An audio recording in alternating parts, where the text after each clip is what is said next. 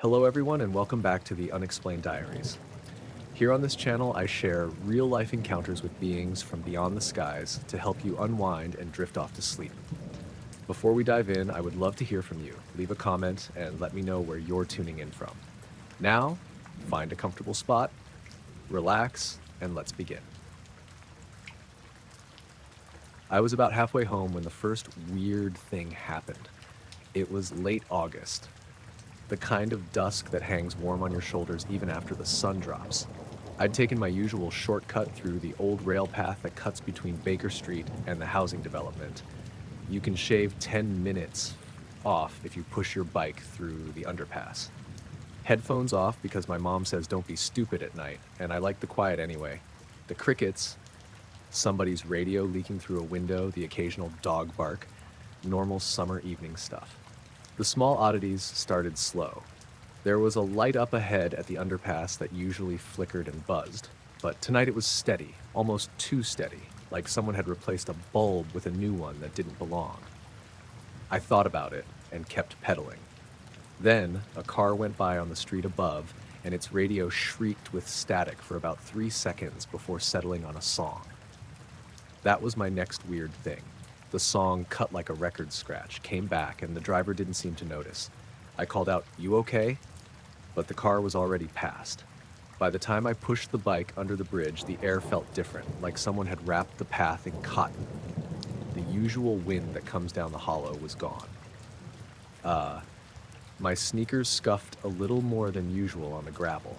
I remember thinking, for no good reason, that the hum of the city was thinner than it should be. I reached the clearing where the path opens to the street and paused to check my phone. No messages, battery fine, and then the dog on the corner started barking, like its throat had disconnected from the rest of the world and decided to scream. It went on and then cut out mid-bark, which is a weird sound to hear if you've never heard it before. Not silence exactly, but an abrupt stop. I pushed my bike into the road there because I hate riding through the subdivision. Folks are messy with their sprinklers and kids. That's when I noticed the sky. The stars were starting to come out, not many yet, just the bright ones, but a patch of the heavens above the north end of town looked off, darker, like someone had pulled a sweater over that bit of sky. I squinted, shading my eyes with my hand, and at the same time a low hum started beneath me. Not in my ears at first, but in my chest, the kind of bass you feel at a concert if you stand too close to the speakers. It was steady and flat, a tone that didn't change pitch. I looked up properly then. I don't know why I did, but there it was. A triangular shadow the size of 3 houses, just above the tree line. It blocked the stars in a clean, straight triangle. No lights, no blinking red beacons you get on planes. Just a matte darkness like a cutout placed against the sky. It moved so slow that I thought maybe I was imagining speed. Planes move with engines and stars streak differently. This thing drifted like a page sailing down in slow motion. My first thought was drones. Lots of folks around here mess with drones. But drones make a sound. They hum sharp and close, little frantic rotary notes. This hum was different, long, low, like wind in a pipe, and it didn't come from the thing in the sky so much as from the air between me and it. My throat went dry.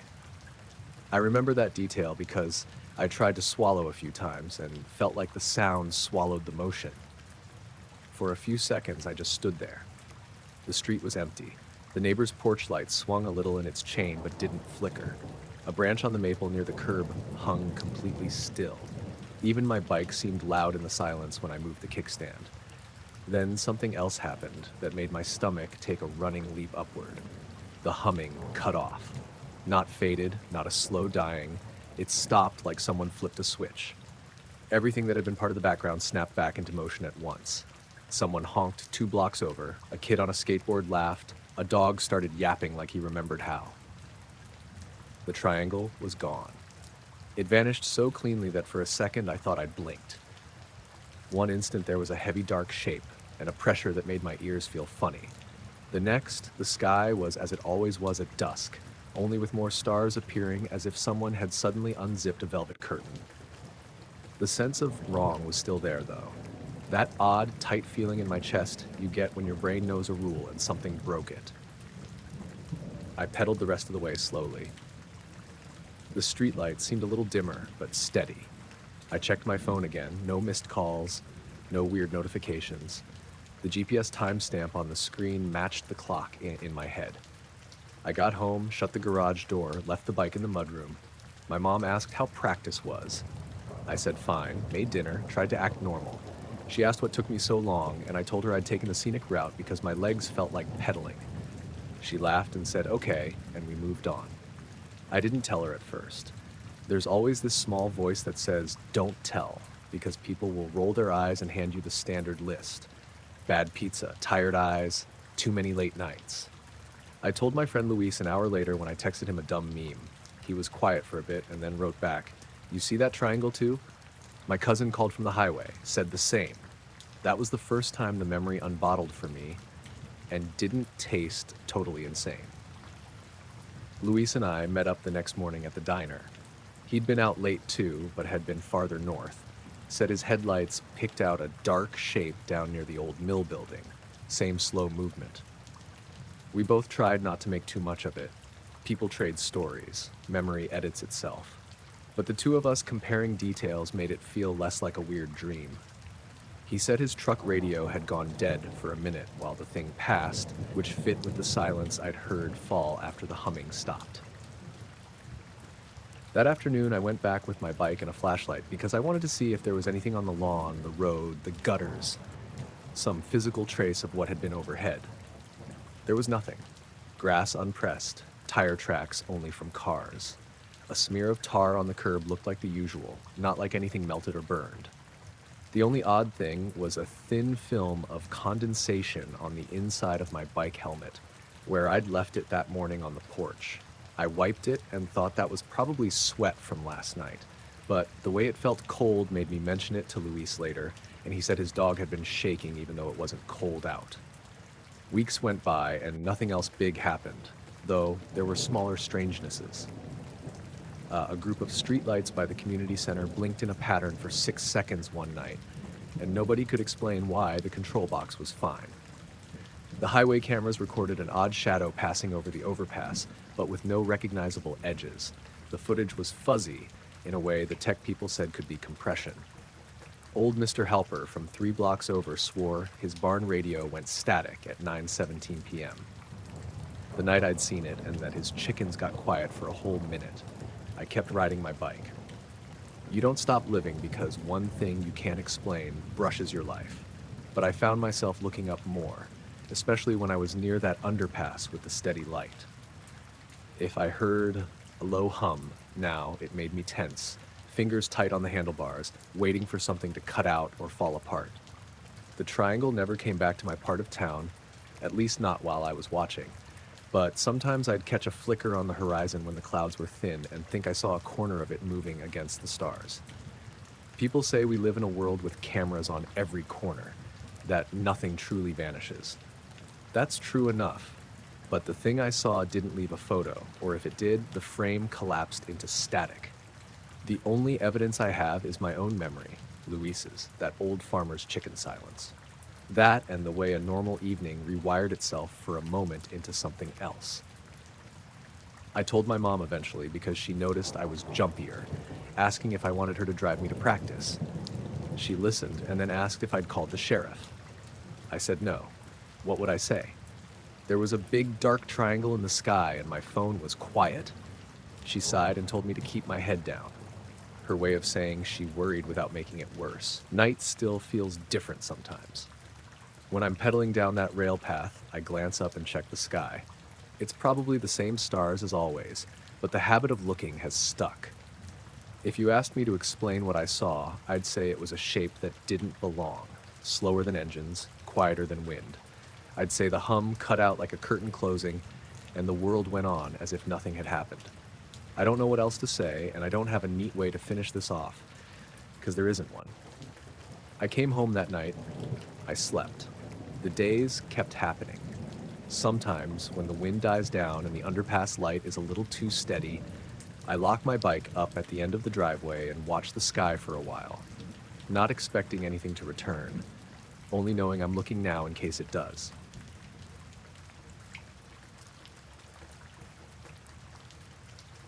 I pulled into the cul-de-sac with a load of boxes still in the back and my scanner buzzing the route for the last stop. It was late November and a wet fog had been hanging all evening, making the streetlights halo like old coins. I'd been making the evening runs for 3 months now. Insulin kits, a pizza place, some habit of the month boxes for the same handful of people, and this small, tidy circle of houses was always the end of my night. Maybe 7 cars were parked, driveways empty. I killed the engine to avoid waking anyone and grabbed the cart. The fog felt close enough to touch, the kind that beads on your jacket and makes your glasses smear. I stepped off the curb and the first little wrong thing happened. The dog in the crane's yard, the one that barks at my truck every time I back in, stopped mid-growl. It didn't trail off. It cut out like someone turned a switch. Silence ate the sound the second the cart wheels hit the asphalt. I told myself it was a coincidence. Dogs do that.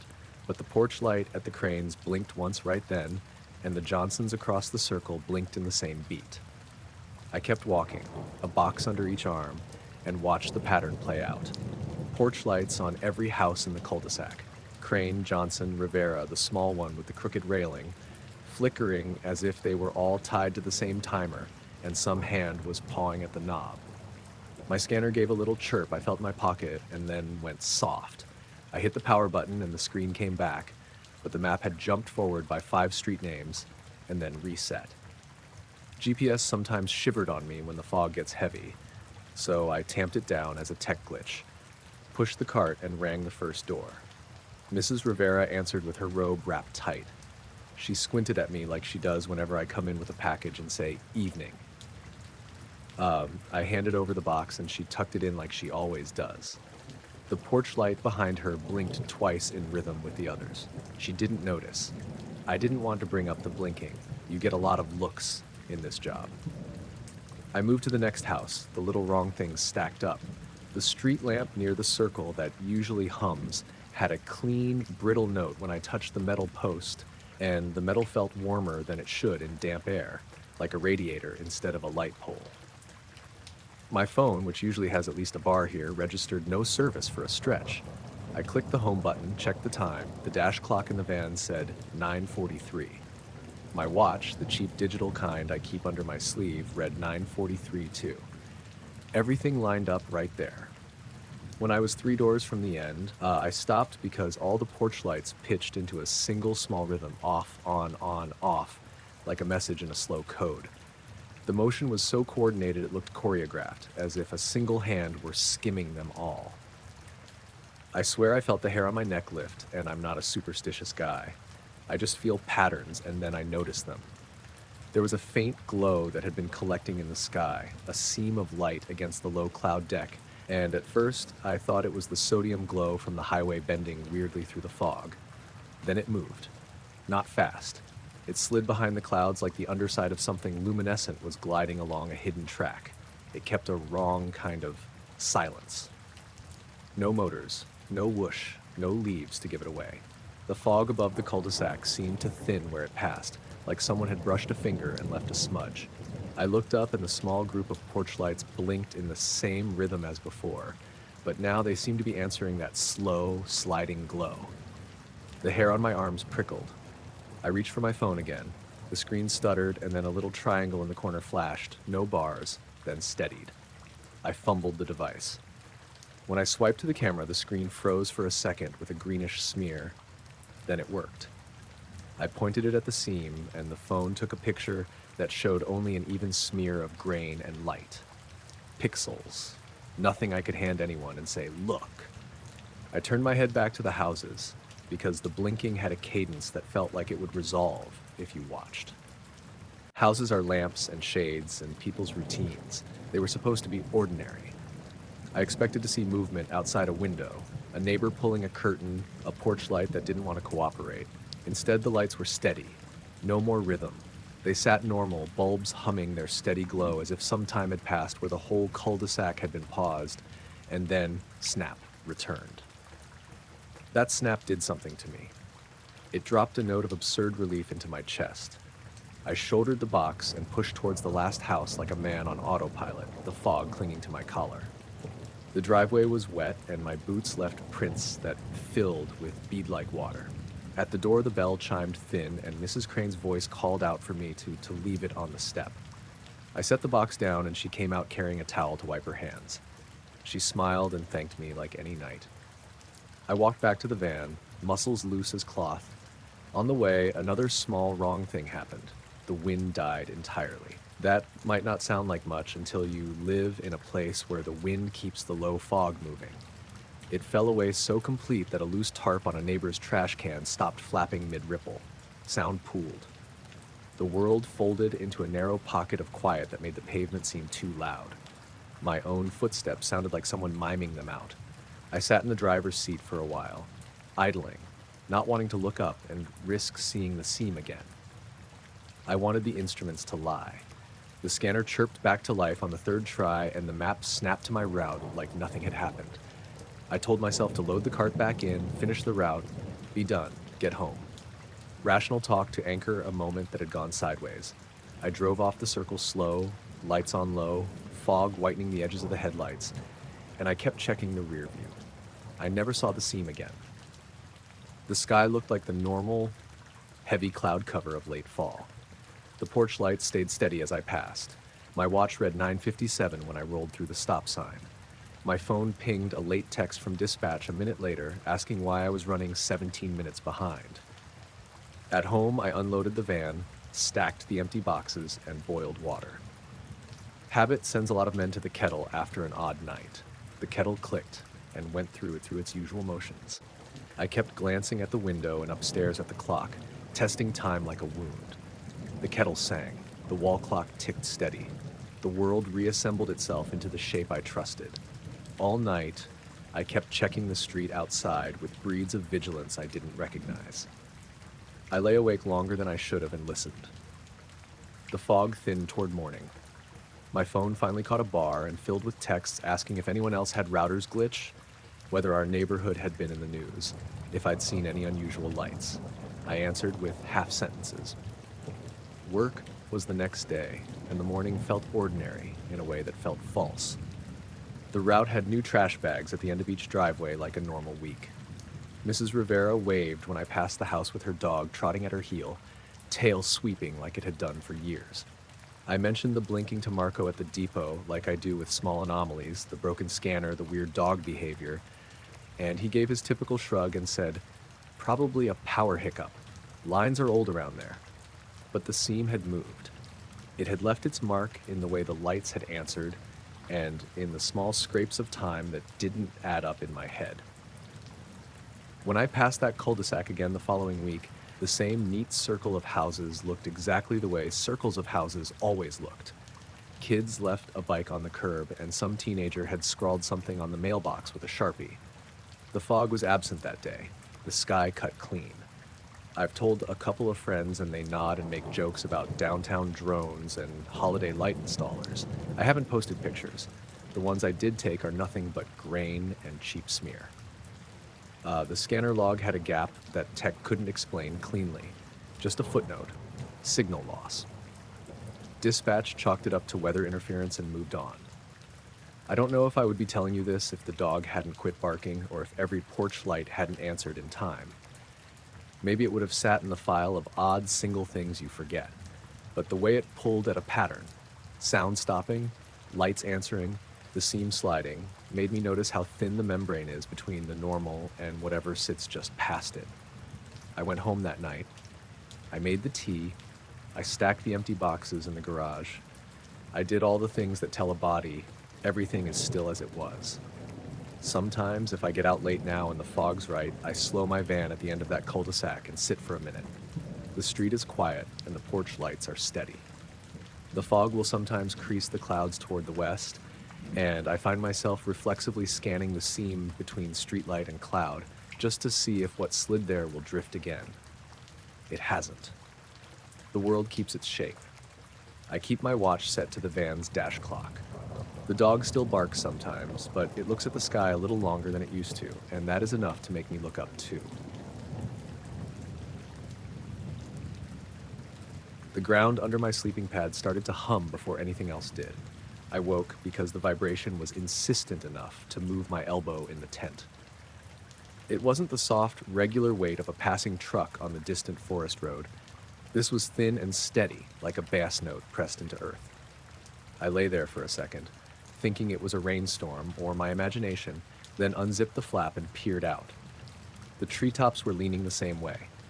Not a breeze, not a gust, not that random rustle you get when a squirrel runs along a branch. Every crown on the ridge across the creek angled in the same direction and held. The leaves didn't shimmer. They held that tilt like someone had tilted the whole forest to one side. My headlamp beam skimmed the pine needles and they didn't move except to reflect the light back. Above them, a long, pale glow was sliding across the sky. It wasn't a dot or a flash. It was a soft, stretched light, maybe the shape of a canoe if a canoe were blown up and lit from inside. It moved slow in one clean glide without edges, more a suggestion of something than a form. Silent. No rumble, no wing wash, nothing. The reflection of it made the creek look like it was breathing white under the dark. The ground under my pad vibrated in time with that light, a faint pulse through the soil that sounded like a far-off train if you put your ear to the rail.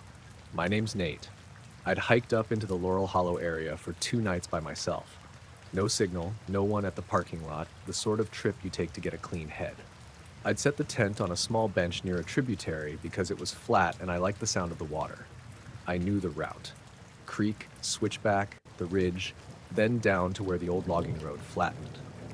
I'd locked the car, walked in at dusk, saw 1 or 2 other headlamps far off on a different spur. Nothing out of the ordinary until a dozen small things that are easy to ignore stacked in a row and made a pattern.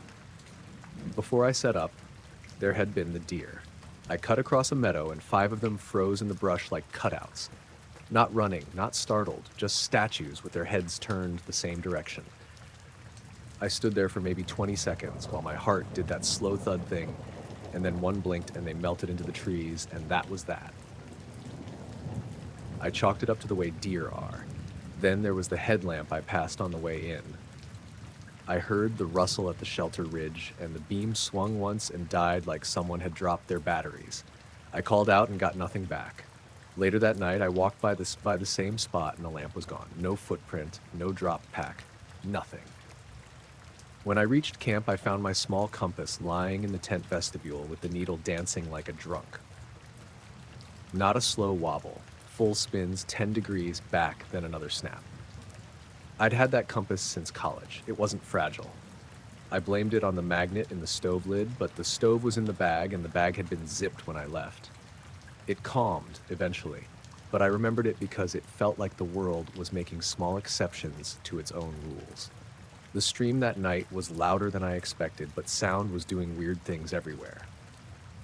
Some of the owls were quiet, and the frogs stopped altogether at 11 when I looked at my watch. I assumed a cold front had moved in. The clouds had been thick earlier, broken now into a dark river of sky, low like someone had folded the heavens. The weather app on my phone didn't load.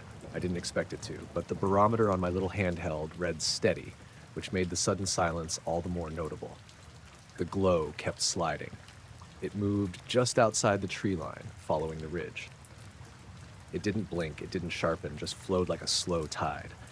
The breath in my chest kept catching because everything else that normally says, "This is fine," the leaves, the insects, the damn creek, had become an audience frozen in a theater. I unzipped the tent all the way and crawled out in my socks. The dirt underfoot was cool, and when I crouched down, I could feel the vibration clearer. It wasn't like a single thump. It was a steady, double-tap pulse that ran along the root lines and made the grass hum. My phone screen stayed black when I tapped it. No camera, no map, nothing. No bars, which is normal up there, but it felt wrong to be so cut off with something like that overhead. I made a stupid decision. I grabbed the little binoculars from the pack. Up close, the glow didn't show structure. You couldn't tell if it was something big far away or something thin and close. The edges were soft, and it moved as if it were being pulled on a string with a gardener's patience. When I held the lenses steady, my breath fogged the glass, and for a second, a smear of my own breathing covered half the view, and I saw nothing but the smear, and then the glow was gone, swallowed by the night. The treetops dropped back, and the undergrowth started making their normal sounds, a cautious return like fingers unclenching. That loss, both the suddenness of the vanishing and the way my watch seemed to read a time that didn't match what I remembered, was what stayed with me most. I checked the watch because I always do. It read 1:04 a.m. I blinked and thought, no, I'd sat up earlier at midnight for a second, had looked at it, and it said 12:46. When I checked again, my watch slid calmly to 1:05, as if nothing odd had happened. Time felt elastic in that moment, like a rubber band pulled then let go. I didn't start hiking out until first light, partly because I wanted daylight to make me braver, and partly because I thought maybe I dreamt it. The route down felt normal at first. The creek, the rooty switchbacks, the blazes on the oaks, but the forest kept giving me small signs that something had been there. My trail marker tape, bright orange, was gone from a spot I'd tied one to for later sighting, and in its place the bark had a narrow scratch like a fingernail across a ledger.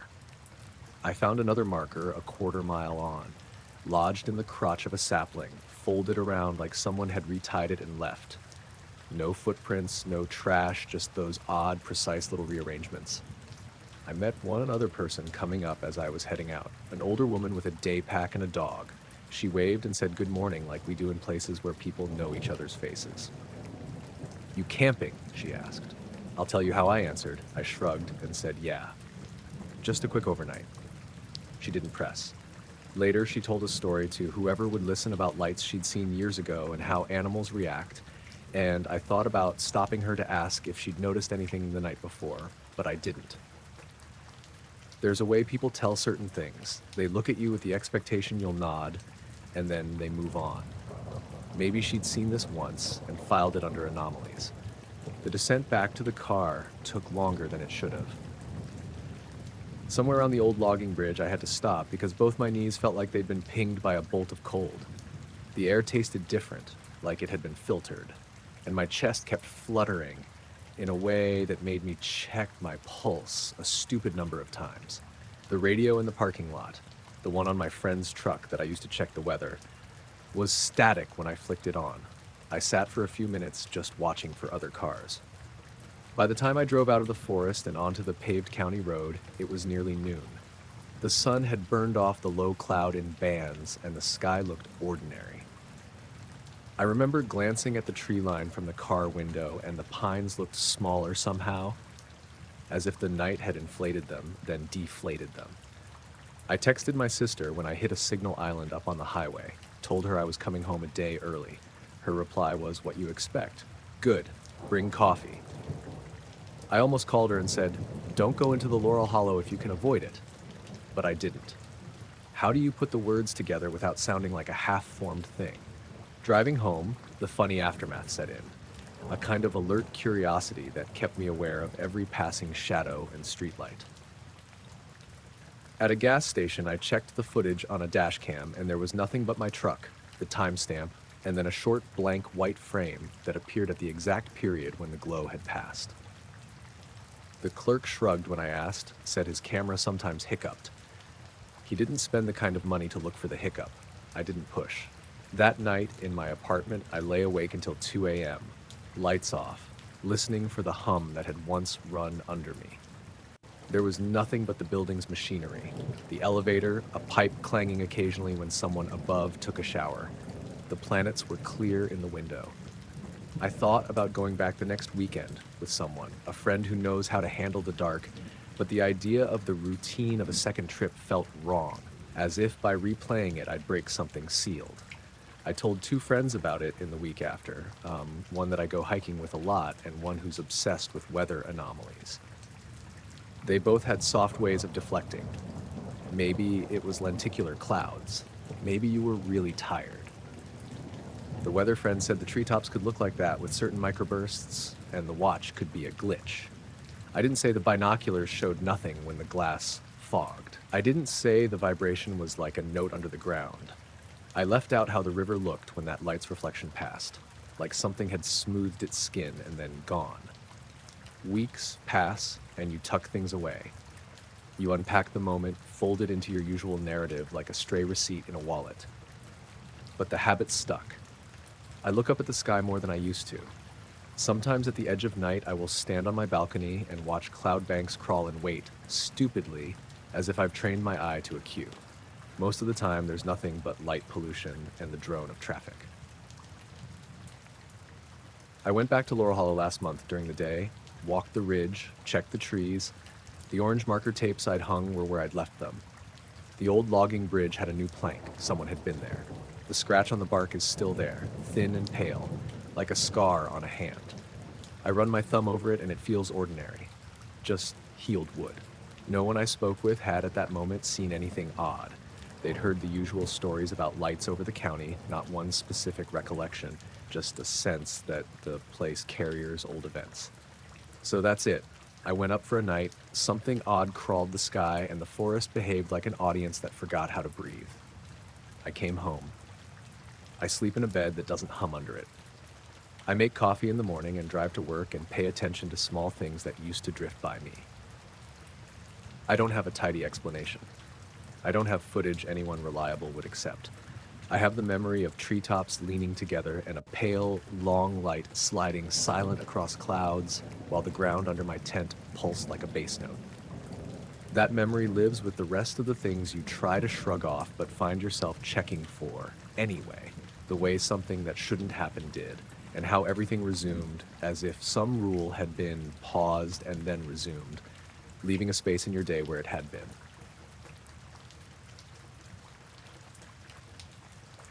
My phone buzzed on the table, and when I looked down, it was Mark's name on the screen with a single message.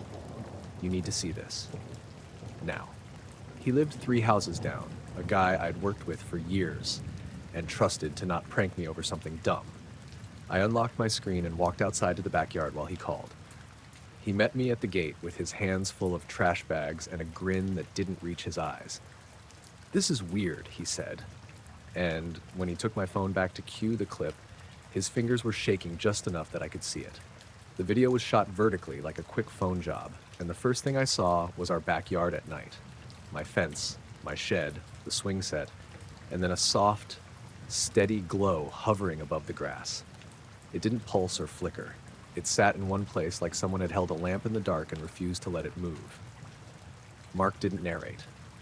He didn't need to. He tapped the play bar forward and back to show me the moment again. In the clip, the light stayed fixed as if the world around it had been edited out.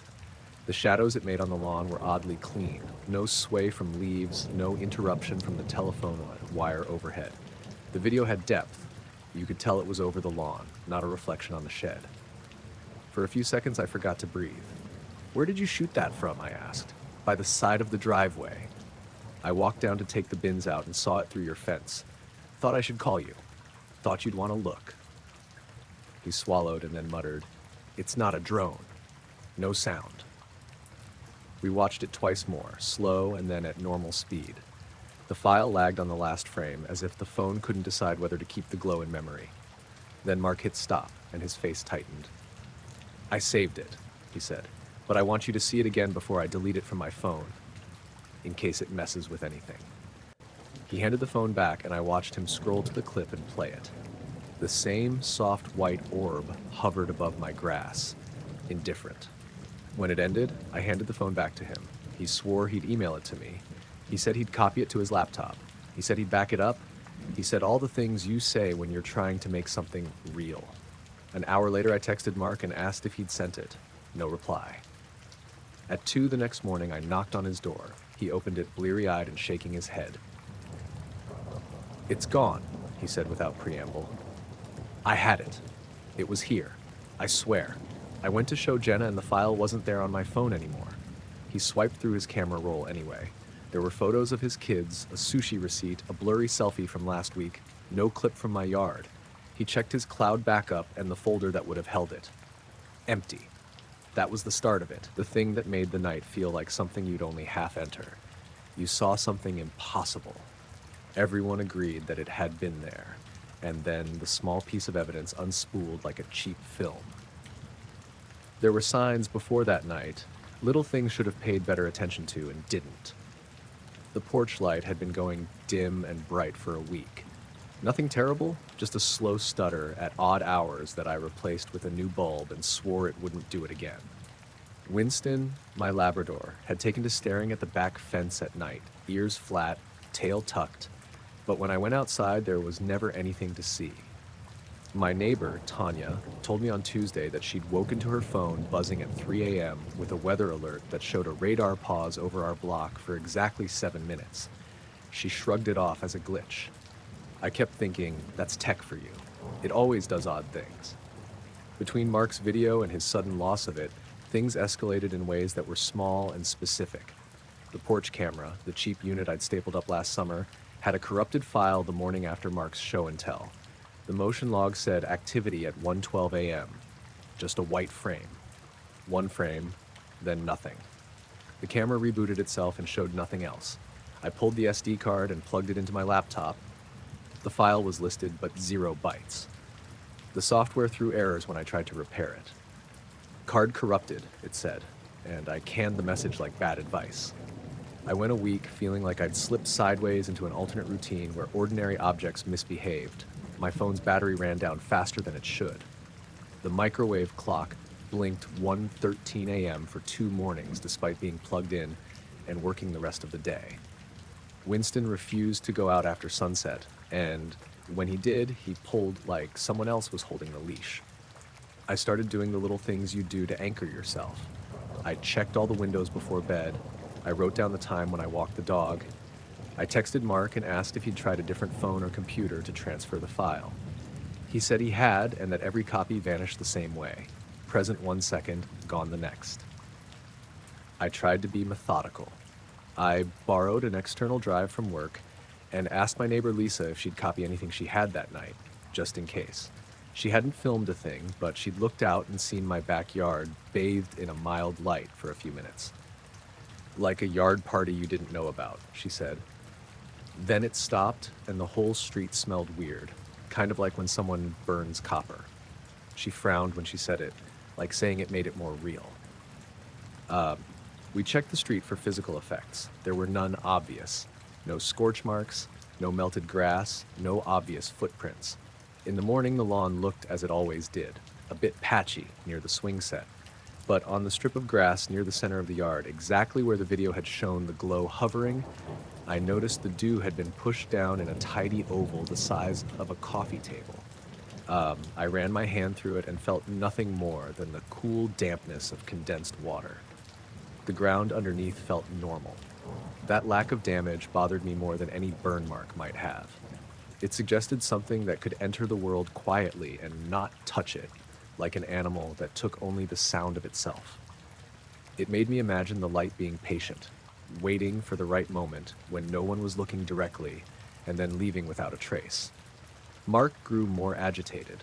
He checked and rechecked his phone like someone looking for a letter that might appear in the mailbox at any moment. He called Jenna's parents to ask whether they'd seen anything on their cameras. Nothing. He even tried to bring me the phone and show me where the clip had been stored, but by then the icon for the file was an empty rectangle. His cloud account showed a 0-byte file with the right name and the wrong timestamp. I did what people do. I started to collect coincidences. The streetlight at the corner, newly installed last fall, blinked out for an hour the night after Mark's file disappeared. The radio in my truck cut to static for a full minute while I was pausing at the stoplight where the drive meets the main road. On a Thursday, the neighbor's cat Simon came scratching at my door, soaking wet though it hadn't rained. His fur left a ring on the welcome mat that, when wiped, smelled faintly metallic. There are ways to explain all of that. There are always ways. Electromagnetic interference, a failing sensor, some idiot with a box truck with extra lighting. It's nervous to say you don't have an explanation, because people like to fix things with explanations. I'm the kind of person who likes to name causes and knock them down one by one, but the harder I looked, the less tidy the answers became. One evening, Mark knocked on my door again, eyes hollow, and thrust his phone forward. I didn't believe it, he said, but 2 nights ago, I saw it again. He swore he'd put the phone in airplane mode and taped it under the dash while he filmed. He handed it to me and I watched. The The clip began with his driveway, then a white glow above my backyard appeared. It hung, then tilted as if the light had a top and a bottom, and for a breath we watched it breathe. My hands were cold when the file ended. I asked to keep the phone. He looked relieved and let me take it home to copy it to every device I could borrow. I sat in the glow of the laptop and dragged files onto external drives like a man who thinks the act of copying is the same as preserving. The file transferred. I opened it. Black. I looked at the file name. The timestamp had changed from 11:02 p.m. to 3:03 a.m. The file size was 0. I checked the file properties like you check a stopped clock, expecting it to start again. I called Mark. He answered on the first ring. "It's like it never existed," he said. "I swear, Aaron, I could swear." He told me about a smell after the light left, sharp and coppery, that made his mouth taste like pennies. And my dog Benny woke up the next day with his color warm as if someone had been touching it.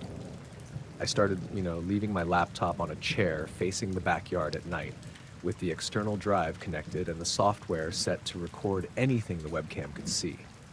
I left the audio running as a dumb, stubborn machine that might catch something human ears missed.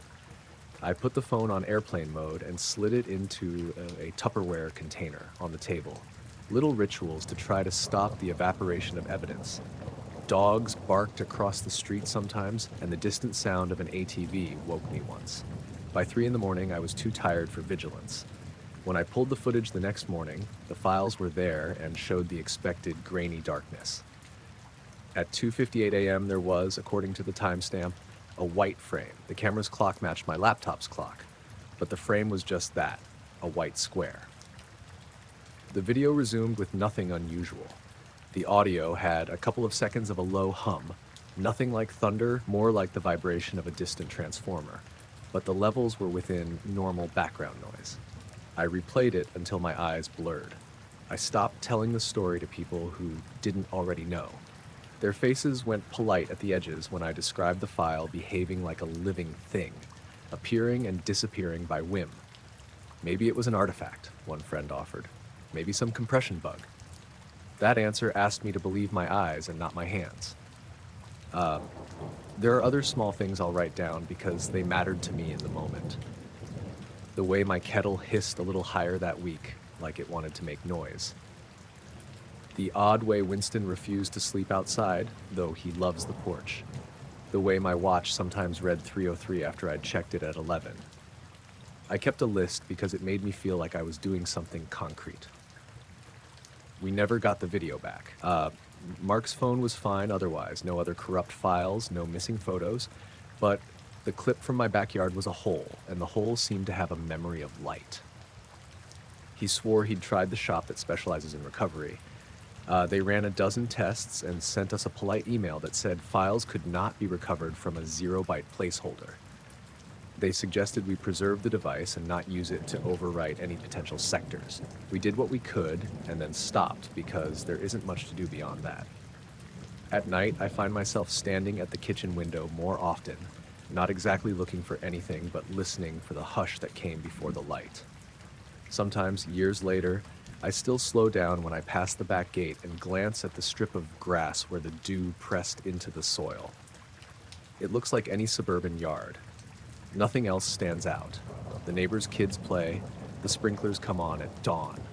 Life keeps its ordinary rhythms.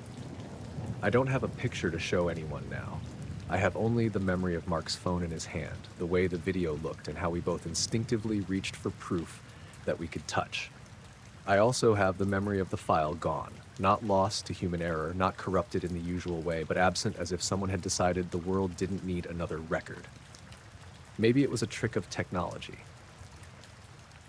Maybe it was the way some nights fold into others in these neighborhoods full of cars and radio waves and lights. Or maybe it was something small and patient that hovered long enough to register on a camera and then chose to be unrecorded.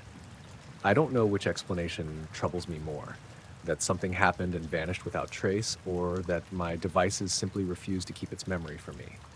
Either way, I kept the external drive plugged in for months. That's out of habit more than hope. And when friends asked, I told the same story, leaving out the part where I check my phone at night to make sure a stupid file doesn't blink out while I'm sleeping.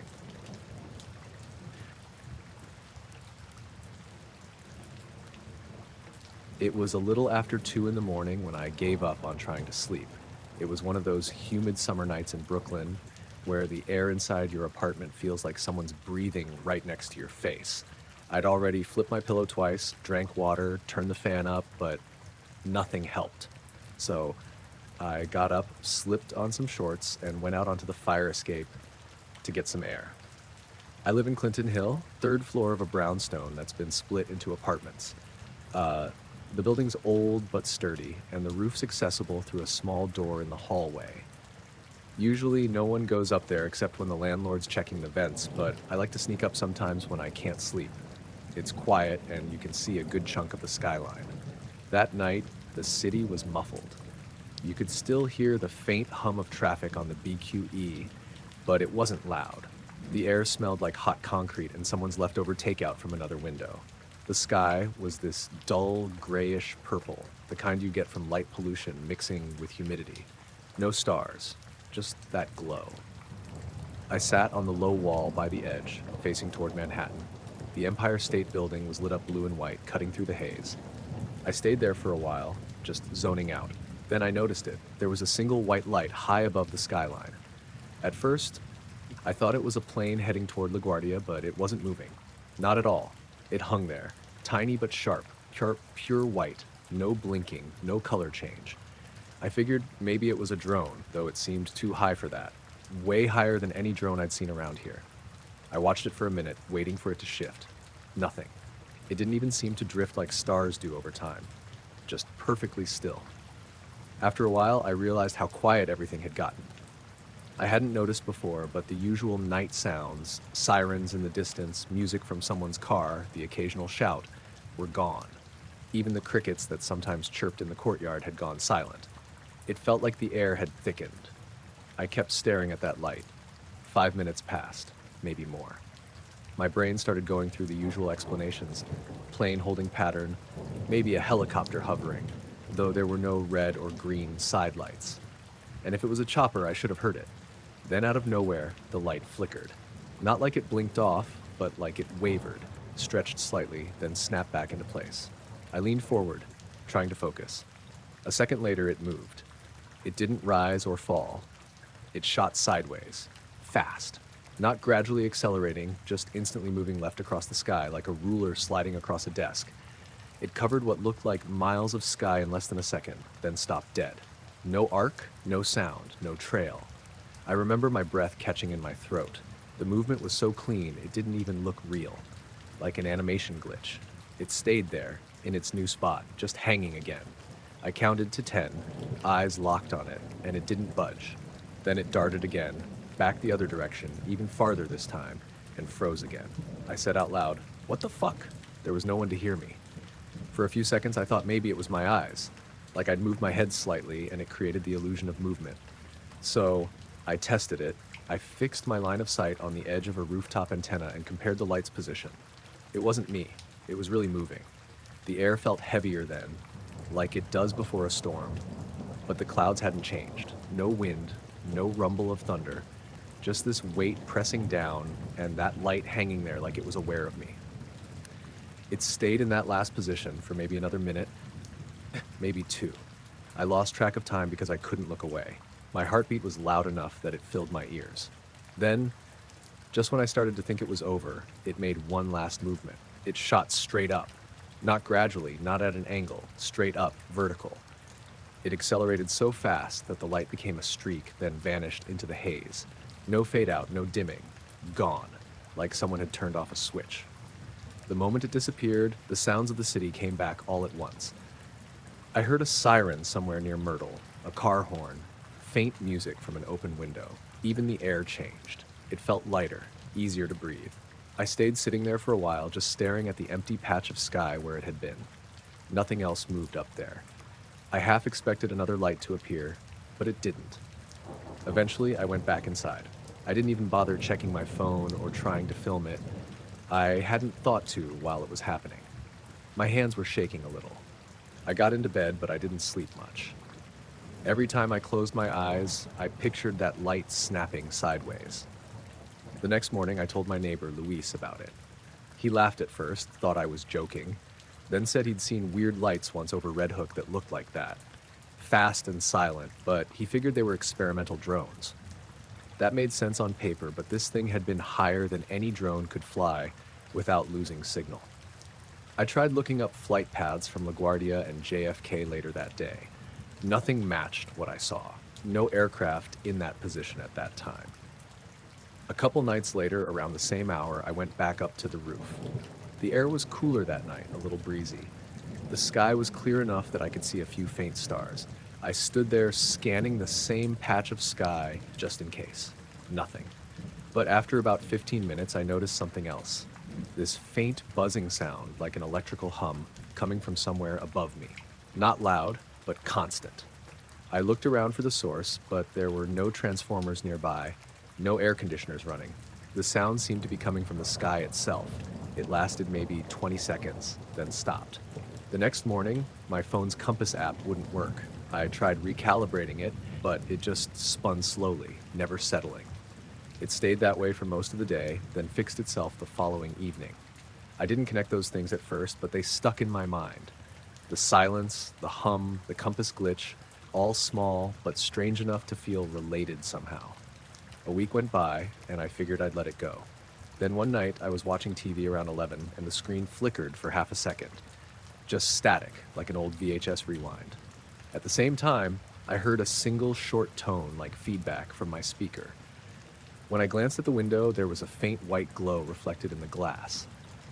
I thought maybe it was a plane again, but when I looked outside, the sky was empty. It wasn't as dramatic as the first night, but it left me with that same heavy feeling in my chest, like whatever that thing had been wasn't far away. Since then, I haven't gone up to the roof after midnight. I still think about that light sometimes when I see planes overhead, how steady they move, how normal their blinking looks. I start to imagine what it would look like if one of them suddenly darted sideways the way that light did. I've told a few people, but no one really knows what to say. It's easier to just file it under weird New York stuff and move on. But sometimes when the nights are quiet enough, I'll stand at my window and stare up at that same patch of sky, half expecting it to be there again. Perfectly still, perfectly silent, waiting. I woke up sometime after 2 in the morning, probably around the time my dog, Benny, usually shifted in his bed. At first I thought it was him moving, but then I noticed the sound, a low, constant hum coming from outside. Not like an engine or a neighbor's generator. It had this smooth, steady pitch, like a tone you'd hear in a sound bath, but darker. The kind that presses against your chest without making a single vibration you can feel. I sat up in bed and squinted at the window. My blinds were half closed, but I could make out something on the lawn. It wasn't quite bright, more like a faint glow hovering just above the grass. The shape of it was perfect, a circle maybe 6 or 7 feet across. Frost had formed on it, but only inside the circle, sparkling faintly blue. The rest of the lawn was completely normal. I rubbed my eyes and blinked, thinking it might be some reflection, or maybe streetlight bouncing off ice in a weird way. It stayed there, humming softly. Benny started growling low in his throat, his fur bristling. He usually didn't do that unless there was someone on the property, but I didn't see anyone. I slowly pulled on my slippers and padded over to the window, careful not to make a sound. The closer I got, the more it felt wrong. Not cold wrong, not dangerous wrong, just impossible wrong. I grabbed my phone to use the flashlight, but the screen flickered, then died. I looked at the battery, full when I'd gone to bed. I tried turning it on again, same thing.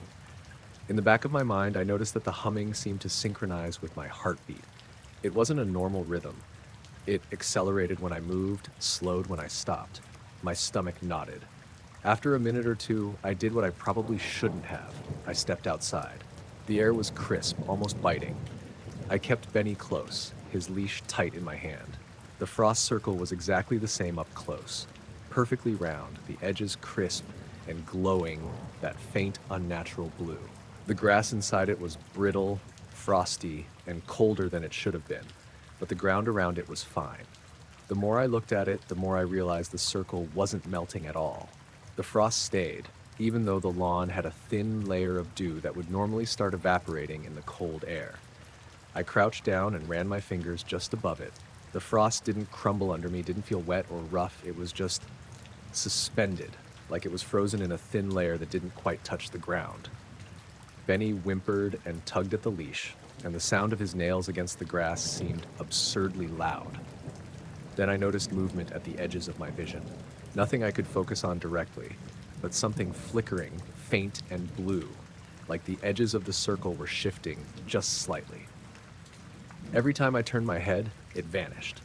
I stepped back, and the circle seemed to shrink slightly, almost imperceptibly, as if it was responding to me. I decided to go back inside, telling myself it was frost forming in a weird pattern, that the glow was a reflection or my brain making things up. But when I turned toward the house, I stopped. The hum got louder, almost urgent, and Benny froze. The streetlights didn't reach the edge of the lawn, and the fog that had rolled in was thin but heavy enough to blur shapes. There was a darker shadow hovering just above the grass on the opposite side of the circle.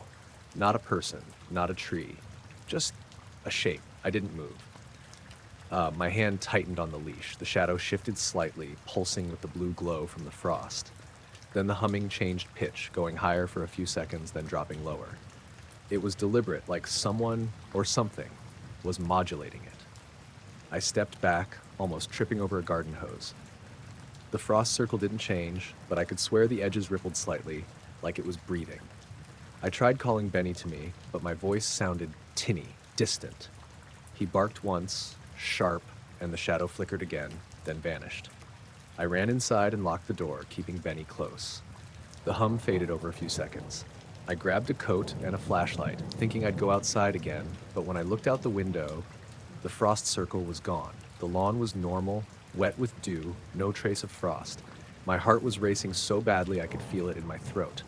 The next morning, the air had warmed a little, and the frost that usually clung to the grass was gone entirely. I checked the lawn carefully. Nothing.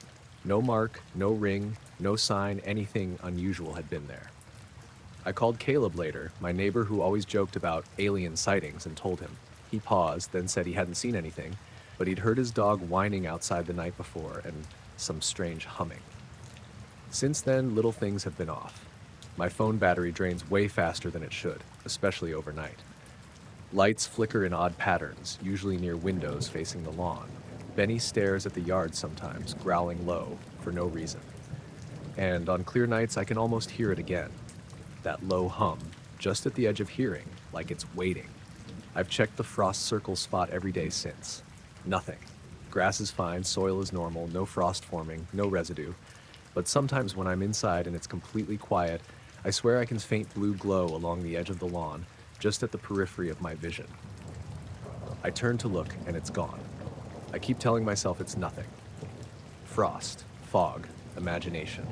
But Benny hasn't stopped growling at it, and I know he wouldn't. I don't want to go out there at night again, not really, but a part of me knows I'll have to eventually, just to see if it comes back. Until then, I watch from the window, the hum faintly echoing in my chest, and I try not to blink. I was driving back from my sister's place in Peoria. It was late, close to midnight, and I'd taken the back roads because I can't stand the interstate at night. All the headlights and semis make me tense. Route 29 cuts through farmland for miles, and that stretch between Glassford and Manito is basically empty except for a few mailboxes and old barns. I had the window cracked just enough to let the air in, and the radio was low. Some local AM station playing old country songs. The sky was overcast but bright in that weird way it gets when the moon's hiding behind clouds. I remember passing a gas station about 20 minutes earlier, and after that it was just flat land and cornfields. The road curved left a bit, then straightened, and that's when I saw it. A vertical column of pale blue light, like a beam from a spotlight, but narrower, solid-looking somehow, shining straight down from the clouds into a cornfield on my right. It wasn't moving, not even slightly. It didn't flicker or spread out like a normal beam does when it hits dust or fog. It was just a single smooth line of light, maybe 15 or 20 feet across, bright enough that I could see the tops of the corn stalks glowing faintly where it hit. I slowed down because I thought maybe it was a police chopper or some construction thing, but there wasn't any sound at all. No hum, no blades, nothing. Just my tires on the asphalt. The light looked weirdly perfect, like it wasn't cutting through the air, like it was just there. It didn't make sense. I rolled down the window more and leaned toward the passenger side to get a better look. The radio had gone fuzzy, not total static, but a kind of low, warbling interference. It reminded me of when you drive under power lines, except there weren't any around. I pulled over onto the shoulder because my curiosity got the better of me. I turned off my headlights and just sat there for a second, watching that light. From where I was parked, I could see the whole column end to end, maybe 50 yards out in the field. The clouds above it were glowing faintly blue where the beam touched them. The weirdest thing was how steady it all looked. No movement, no flickering. The light didn't seem to come from anything. Like the top of it just disappeared into the clouds. I kept expecting to hear an engine, but it stayed completely silent. After maybe 30 seconds, I noticed my dashboard clock. The numbers were faint, dimmer than usual. The temperature gauge needle was twitching. The radio had gone to total static now, just a soft hiss. I turned the knob to shut it off, but it didn't respond right away. The knob turned, but the sound stayed for a few seconds, then finally cut. I thought maybe the alternator was going, which would have been just my luck that late at night. So I shifted back into drive, figuring I'd keep moving and see if the light changed. As I rolled forward, the road curved slightly again, putting me almost directly beneath the thing. The moment I passed under it, everything in the car shut off. The headlights, the dash, even the engine. It was like someone hit a master switch. I didn't even have time to react. No sputtering, no dimming. Just total dead silence and darkness. The car coasted forward a few feet, tires crunching the edge of the pavement, before everything came back on all at once. Engine running, lights blazing, radio crackling back to life. The clock jumped ahead 3 minutes, and the temperature gauge settled back where it should have been. I pulled over again 100 yards later, heart hammering, trying to process what just happened. The light was gone. I mean, completely. No fadings, heck, no flicker. Just gone. The sky looked totally normal again, clouds drifting, nothing unusual. I sat there for a long time. The cornfield looked like any other field in the dark, maybe a little fog hanging near the ground. I stepped out for a second, thinking maybe there'd be a sound, insects, wind, anything, but it was dead quiet. Even the air felt strange, heavy somehow. I didn't stay out of the car long, my hands were shaking, and I just wanted to get moving again. Once I got a few miles down the road, I started seeing normal signs of life again. A porch light here, a lit barn window there. It felt like the world had snapped back to normal. When I finally hit town, I pulled into a Casey's to grab a drink and calm down. The guy behind the counter, probably my age, looked half asleep. I asked him what time it was, just to check. He pointed to the clock above the register, 12:43. My dashboard clock said 12:53, 10 minutes difference. I don't know why, but that detail stuck with me more than anything else. I even pulled out my phone to check, but it had reset itself. The screen flashed like it had just powered on, showing 12:53:2. I didn't mention the light to the guy. I just paid for my drink and left. On the drive home, I kept looking in the mirrors, half expecting to see that blue glow behind me again, but there was nothing, just empty road and the faint hum of the tires. The next morning, I drove back out there. I figured maybe I'd find something, scorch marks, a piece of equipment, maybe even just tire tracks from somebody else who stopped. But the shoulder looked undisturbed, and the field itself was ordinary. Corn plants, dew on the leaves, nothing flattened or burned. I walked out a bit, close to where I thought the beam had touched down. The only thing I noticed was that the air still smelled faintly metallic, like after lightning. A few days later, I mentioned it to my sister, just in passing. She said she'd heard about spotlights being used for crop dusting, but I've lived in Illinois my whole life. Nobody sprays at midnight under cloud cover, and those beams don't cut out your engine. The car's worked fine ever since. I had the alternator checked just to be sure, and the mechanic said it was solid. He did say my battery terminals looked unusually clean, like they'd been scrubbed. I hadn't touched them. Sometimes I think maybe it was just some kind of freak electrical thing, a power surge, ball lightning, whatever. But I keep coming back to how precise that light looked, like it wasn't spreading or fading at the edges, like it was holding its shape. And I can't explain why everything shut down for exactly 3 seconds, or why my clock jumped ahead 3 minutes after, or why my phone reset itself.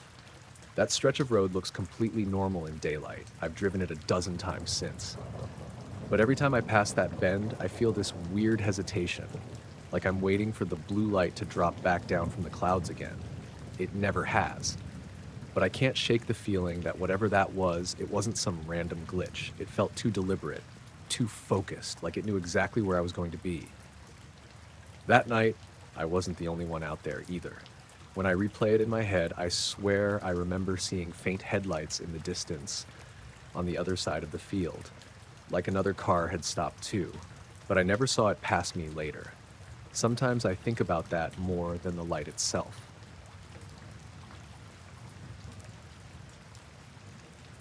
I set the trail camera up behind the shed because the raccoons had been getting into the compost bin every night. It was late October, the kind of cold that makes your fingertips ache, and the yard had that leaf-thin smell of fall. I didn't expect much. A few raccoon selfies, maybe a possum or two. I wanted footage so I could figure out how they were getting in without standing out there freezing every night. The camera was the cheap one my brother gave me last year. Motion trigger, infrared, decent battery life. I mounted it about 5 feet off the ground on an old fence post where it could see the shed, the compost, and a strip of the wood line. Set it on 3-shot mode with 10-second intervals and high sensitivity. I checked the SD card, made sure the date and time were right, and left it. Rain had been forecast but held off. The night was clear and quiet. I didn't really expect to be surprised when I pulled the card out the next morning. I had coffee in my hand and the dog at my feet, and I was thinking about calling my boss when I clicked the first folder open on my laptop. Every photo was the same. Not the same as in same raccoon in different poses, but literally the same thing in frame after frame. A faint column of light descending from the top of the photo toward the ground. It wasn't a streak or a comet. It was a soft, vertical shaft, like someone had hit a long, pale droplet of moonlight against the trees and let it slide down. On some frames, it reached all the way to the compost bin. On others, it stopped a few feet above the grass. The camera's night vision rendered it in pale gray and white, so the column looked like smoke made of light. At first, I thought the camera was glitching. I scrolled through the images, 1, 2, 300 of them in sequence, and the column was there in almost every shot. The timestamps ran from 2:07 a.m. to 2:31 a.m., 3-shot bursts every 10 seconds like I had set it. Battery voltage read normal in the file headers, no low power warnings. The SD card showed plenty of space.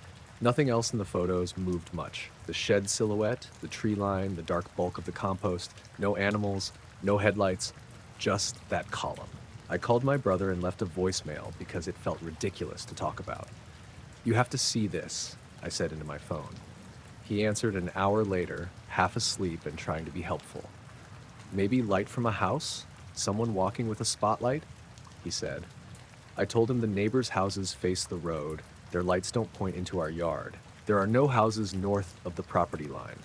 The only road for half a mile is the county lane, and those photos show the column directly over the yard, not the road.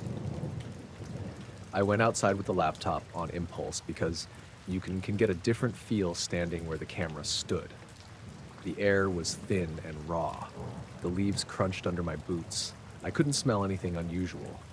The dog sniffed at the compost like he does every morning and then sat down and stared at the fence post. He was quiet in a way that set my teeth on edge.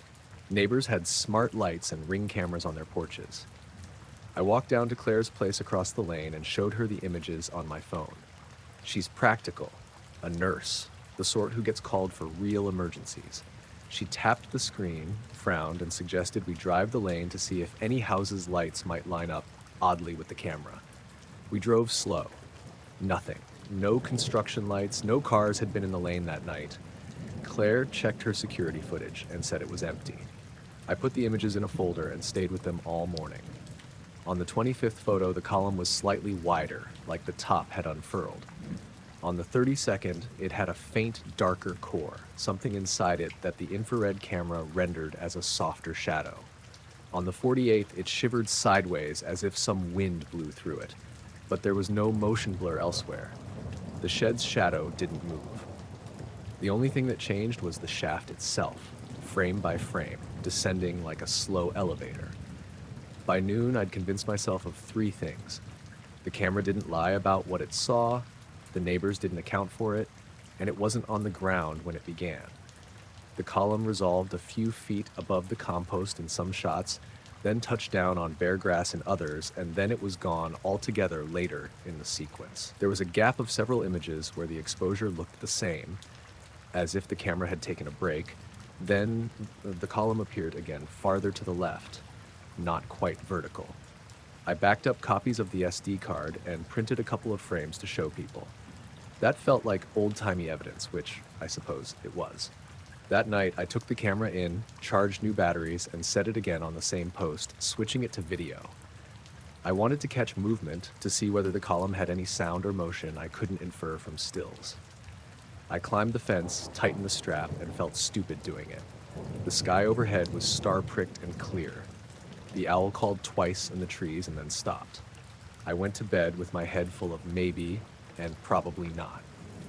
At 3:17 a.m., the motion alarm on my phone buzzed. I sat bolt upright. My phone had been on the nightstand, muted, but the app gave a vibration even on silence.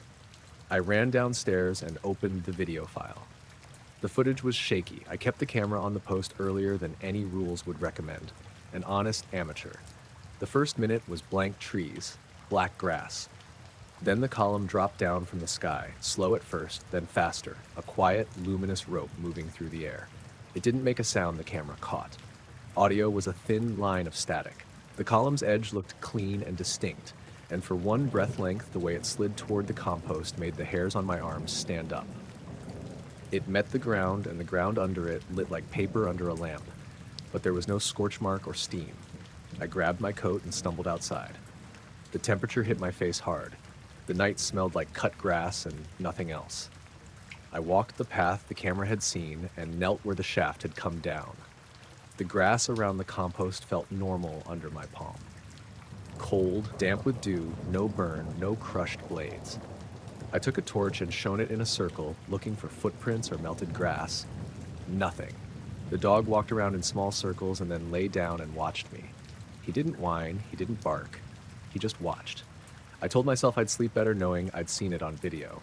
That lasted about 2 hours. The next morning, I took the SD card to town to get it copied to a flash drive, and the attendant at the small tech shop said his system wouldn't read the file. Corrupt, he said. But the thumbnails look fine. He nudged the drive toward me, and I could see the same pale column in the tiny preview. He charged me $5 and said, "Weird thing. Probably a codec issue. Happens all the time when people use older cams." I tried not to read the late-night messages that the neighbors sent each other. Somebody asked if the raccoons were finally building a spaceship. Somebody else wrote a joke about crop circles. But there was a second voice in a private message from Rosa, the woman who runs the feed store down the road and knows about animal behavior. She said, "My Tom, your place quiet at night?" She'd noticed the chickens had been skittish and her barn cat had refused to go out for 3 nights. Heavy silence in her voice. We agreed to meet at mine after dusk and walk the perimeter. Rosa brought a second camera, one of those battery-powered game cams that shoots a sequence of high-res images. We set it to snap every 5 seconds and left it facing the compost again, a different angle so we could triangulate anything that appeared. We sat in the truck with the heat on and sat there for a long time, talking about nothing. The air smelled of diesel and stale coffee. At around 1:40 a.m., the truck radio fuzzed, but there was no signal, only a thin ringing in the speakers that felt like the end of a dial. Rosa swore softly and turned it off. The feed from the extra camera came back with 2 things. 1, a dozen photos of the column descending, like a ladder of light taking up the frames sequentially, perspectively consistent with the camera position. 2, the SD card's clock had somehow shifted during the sequence. The times stamped on Rosa's images were off by exactly 9 seconds between the start and the end of the column's appearance. I rubbed the back of my neck and told Rosa that this was the bit that got to me.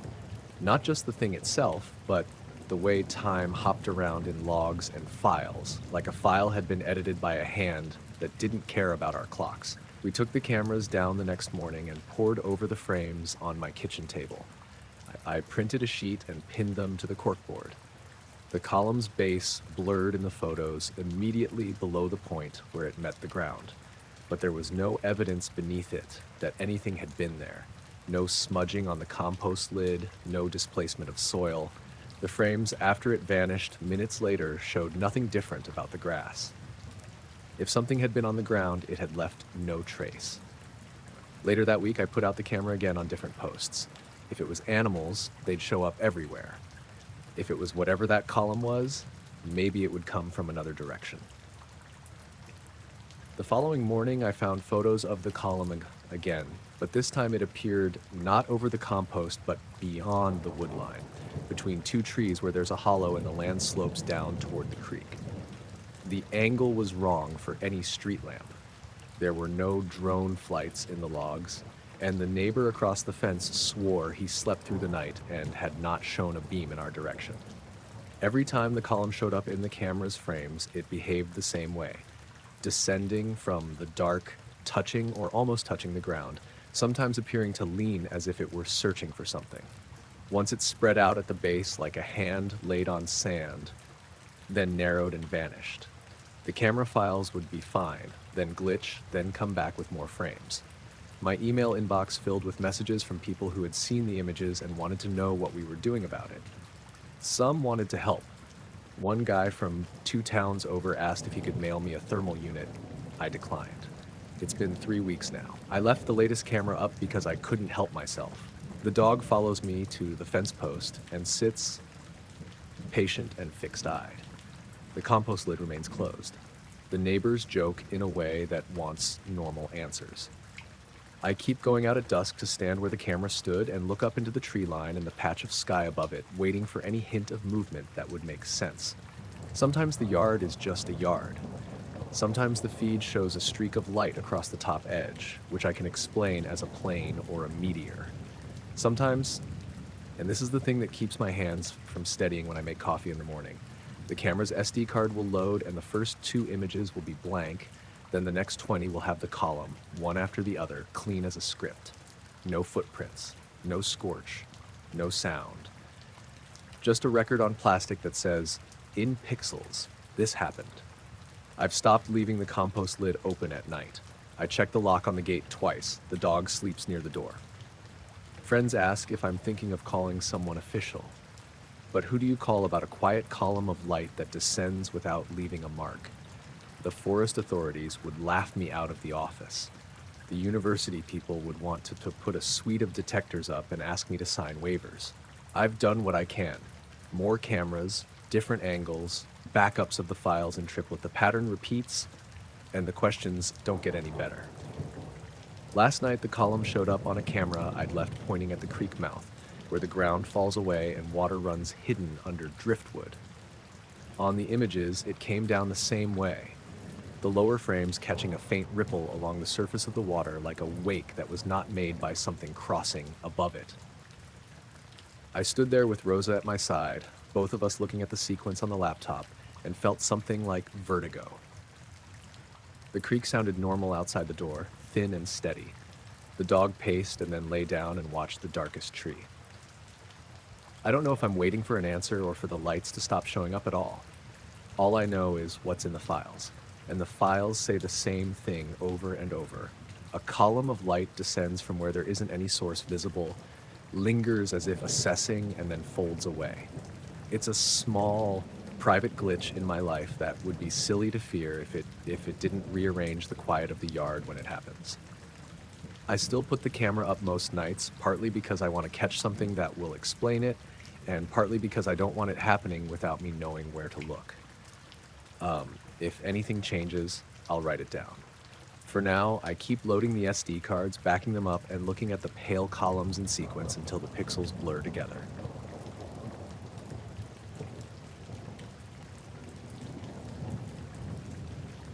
I was driving home from the hospital that night, finishing my shift as a nurse.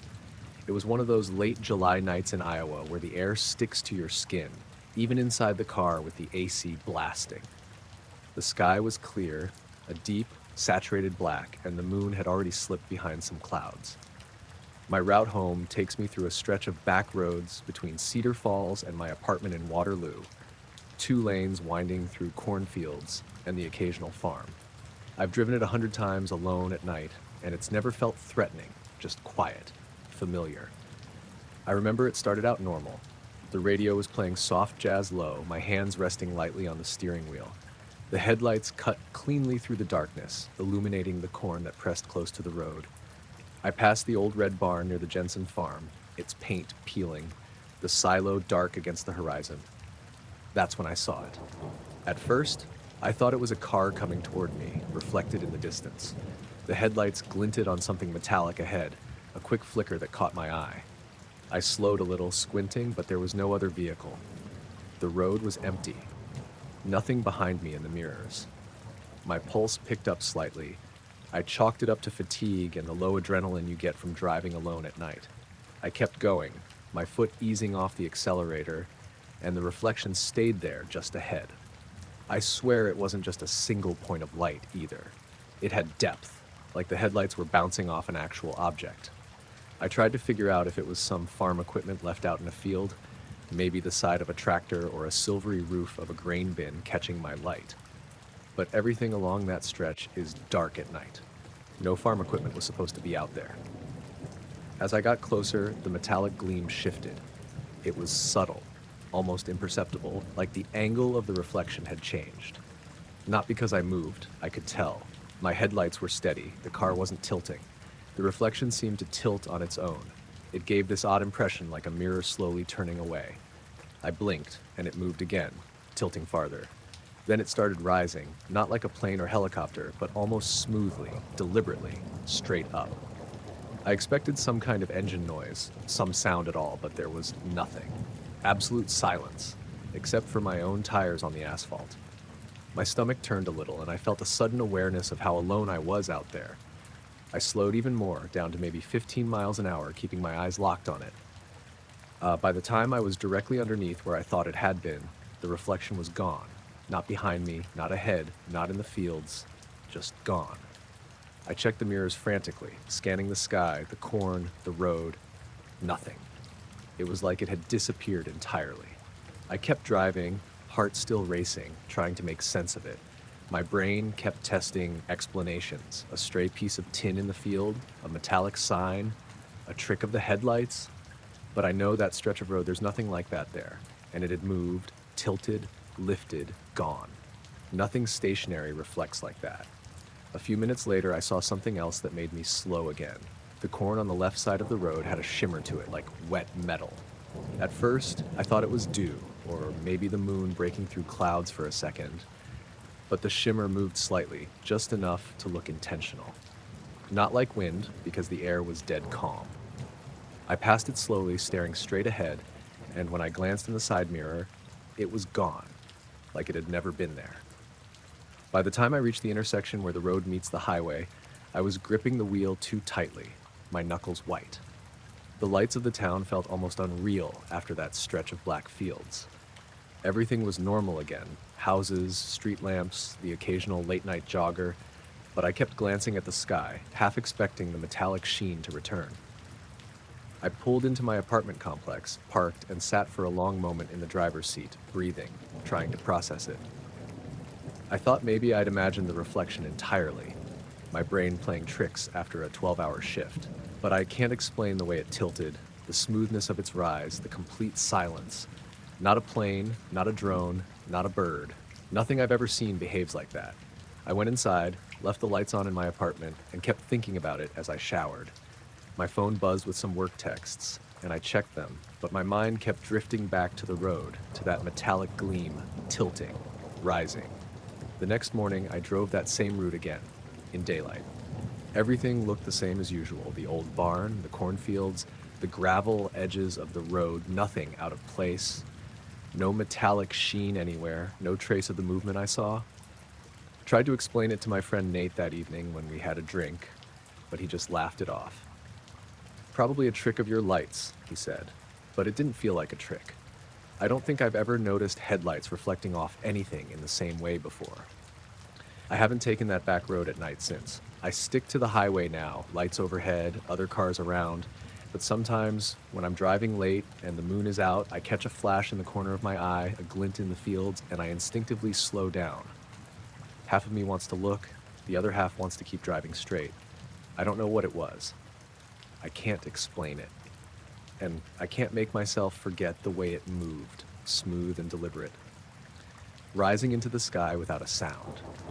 Even now, when I drive by that stretch during the day, my stomach tightens for a moment, waiting, just in case it decides to show itself again. It was just after midnight when I left work that night. I'd stayed late to close up the small accounting office where I worked in Petaluma. It was mid-October, clear and cool, and the air had that damp chill that hangs around near the coast. The drive home to Sebastopol usually took about 20 minutes if the roads were empty, and that night they were. I remember thinking how dark it felt. No moon, no wind, just the sound of my tires and the hum of the old Honda. I took the back roads like I always did, cutting through the open farmland instead of sticking to the highway. It's faster that way and usually peaceful. There aren't many streetlights out there, so the stars were bright, or they should have been. For the first few miles, I could barely see them. I thought maybe the humidity had made the air hazy. About 5 minutes outside of town, I noticed 3 white lights above the field to my left. They were spaced perfectly apart and forming a triangle. I assumed it was a plane at first. The Sonoma County Airport isn't far. But the lights weren't flashing. They were steady, soft white, not bright like landing lights. I slowed a little, leaning forward over the steering wheel. The lights weren't moving like a plane either. They were just gliding, completely silent. The shape didn't turn or tilt. It just kept the same orientation, moving parallel to the road like it was pacing me. I rolled down my window to listen, expecting the distant hum of engines. Nothing. Just the faint sound of crickets and the wind rushing past the car. For maybe 30 seconds, I told myself it was a drone. A big one, maybe some kind of survey equipment. But the lights were too far apart for that, easily wider than a small plane's wingspan. And the way it moved didn't look mechanical. It was smooth in a way that made my stomach tighten. I slowed down to about 30, keeping my eyes on it. The triangle held perfectly steady above the field, maybe 100 feet up. No blinking lights, no change in color, no sound. Then it turned. Not like a plane banking or a helicopter pivoting. The whole shape rotated in place, flat, so the point that had been leading suddenly shifted 90 degrees. The lights stayed in perfect formation the whole time.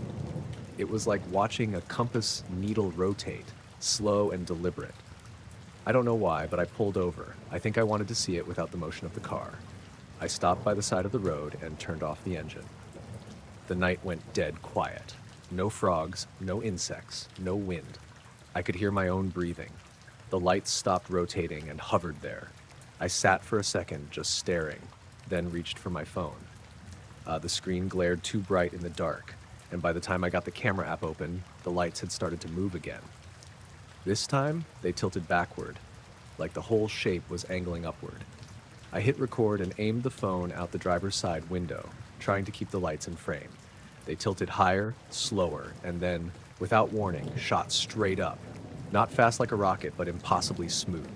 No acceleration, no sound. 1 second they were there, the next they were higher, smaller, and then gone. The stars behind them looked normal again, like nothing had been there.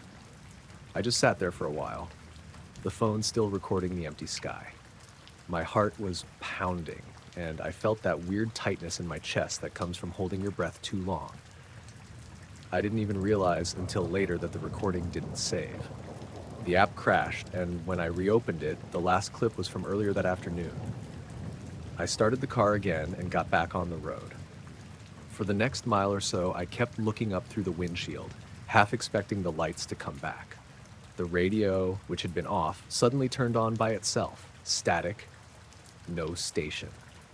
I reached to turn it off, but before I touched the knob, the static faded into silence again. The road dipped into a grove of eucalyptus trees, and when I came out the other side, my dashboard clock read 12:58. It had been 12:32 when I pulled over. I don't remember sitting that long. I hadn't even turned the car off for more than a minute or two, I was sure of it. I checked my phone clock, it said 12:40. That mismatch sat in my head the rest of the drive home. I told myself the car clock must have been wrong. Maybe it reset when the radio glitched, but I'd looked at it before leaving work and it was right then. When I got home, I parked in the driveway and just sat there for a while with the lights off. My street was quiet. A few porch lights on, one cat crossing the road. I stepped out of the car and looked up at the sky again. Everything looked normal. Stars, faint glow from town in the distance. No noise, no movement. I checked the car clock again before going inside. 1:03. My phone said 12:46. I didn't tell anyone right away. The next morning I went to work like usual, but the memory of it sat in my head like something unfinished. When I got home that night, I checked the dash clock again. It was still 17 minutes fast. I asked my coworker, Jared, if he'd ever seen strange lights around that area. He said sometimes you see helicopters from the Coast Guard or private planes coming in low, but I didn't mention how the lights moved. Later that week, I drove that same stretch again. Same time, same road. Nothing. Just stars and the dark shape of fields. No fog, no clouds. I even parked in the same place for a few minutes, but it was silent and empty.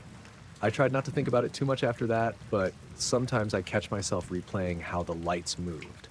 The rotation, the tilt, the way they lifted. It didn't look like flight. It looked like something changing direction in a way it shouldn't be able to. The clock in my car never went back to normal. I eventually had the battery replaced, and that fixed it, but before that, it kept that exact 17-minute difference. One night, a couple weeks later, I was driving home from dinner around the same time, and I saw a plane passing overhead. Just a normal small aircraft with blinking red and white lights. It should have looked ordinary, but watching it made me tense up. For a second, I thought it was slowing down midair like before, but it wasn't. It was just my eyes waiting for something that wasn't going to happen.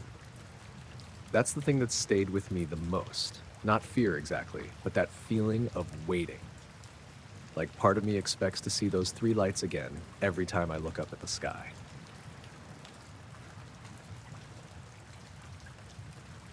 It was early October when I hiked out to the cliffs near Montauk Point. The weather had just turned cool, and the air off the Atlantic had that heavy, wet bite that sticks to your clothes.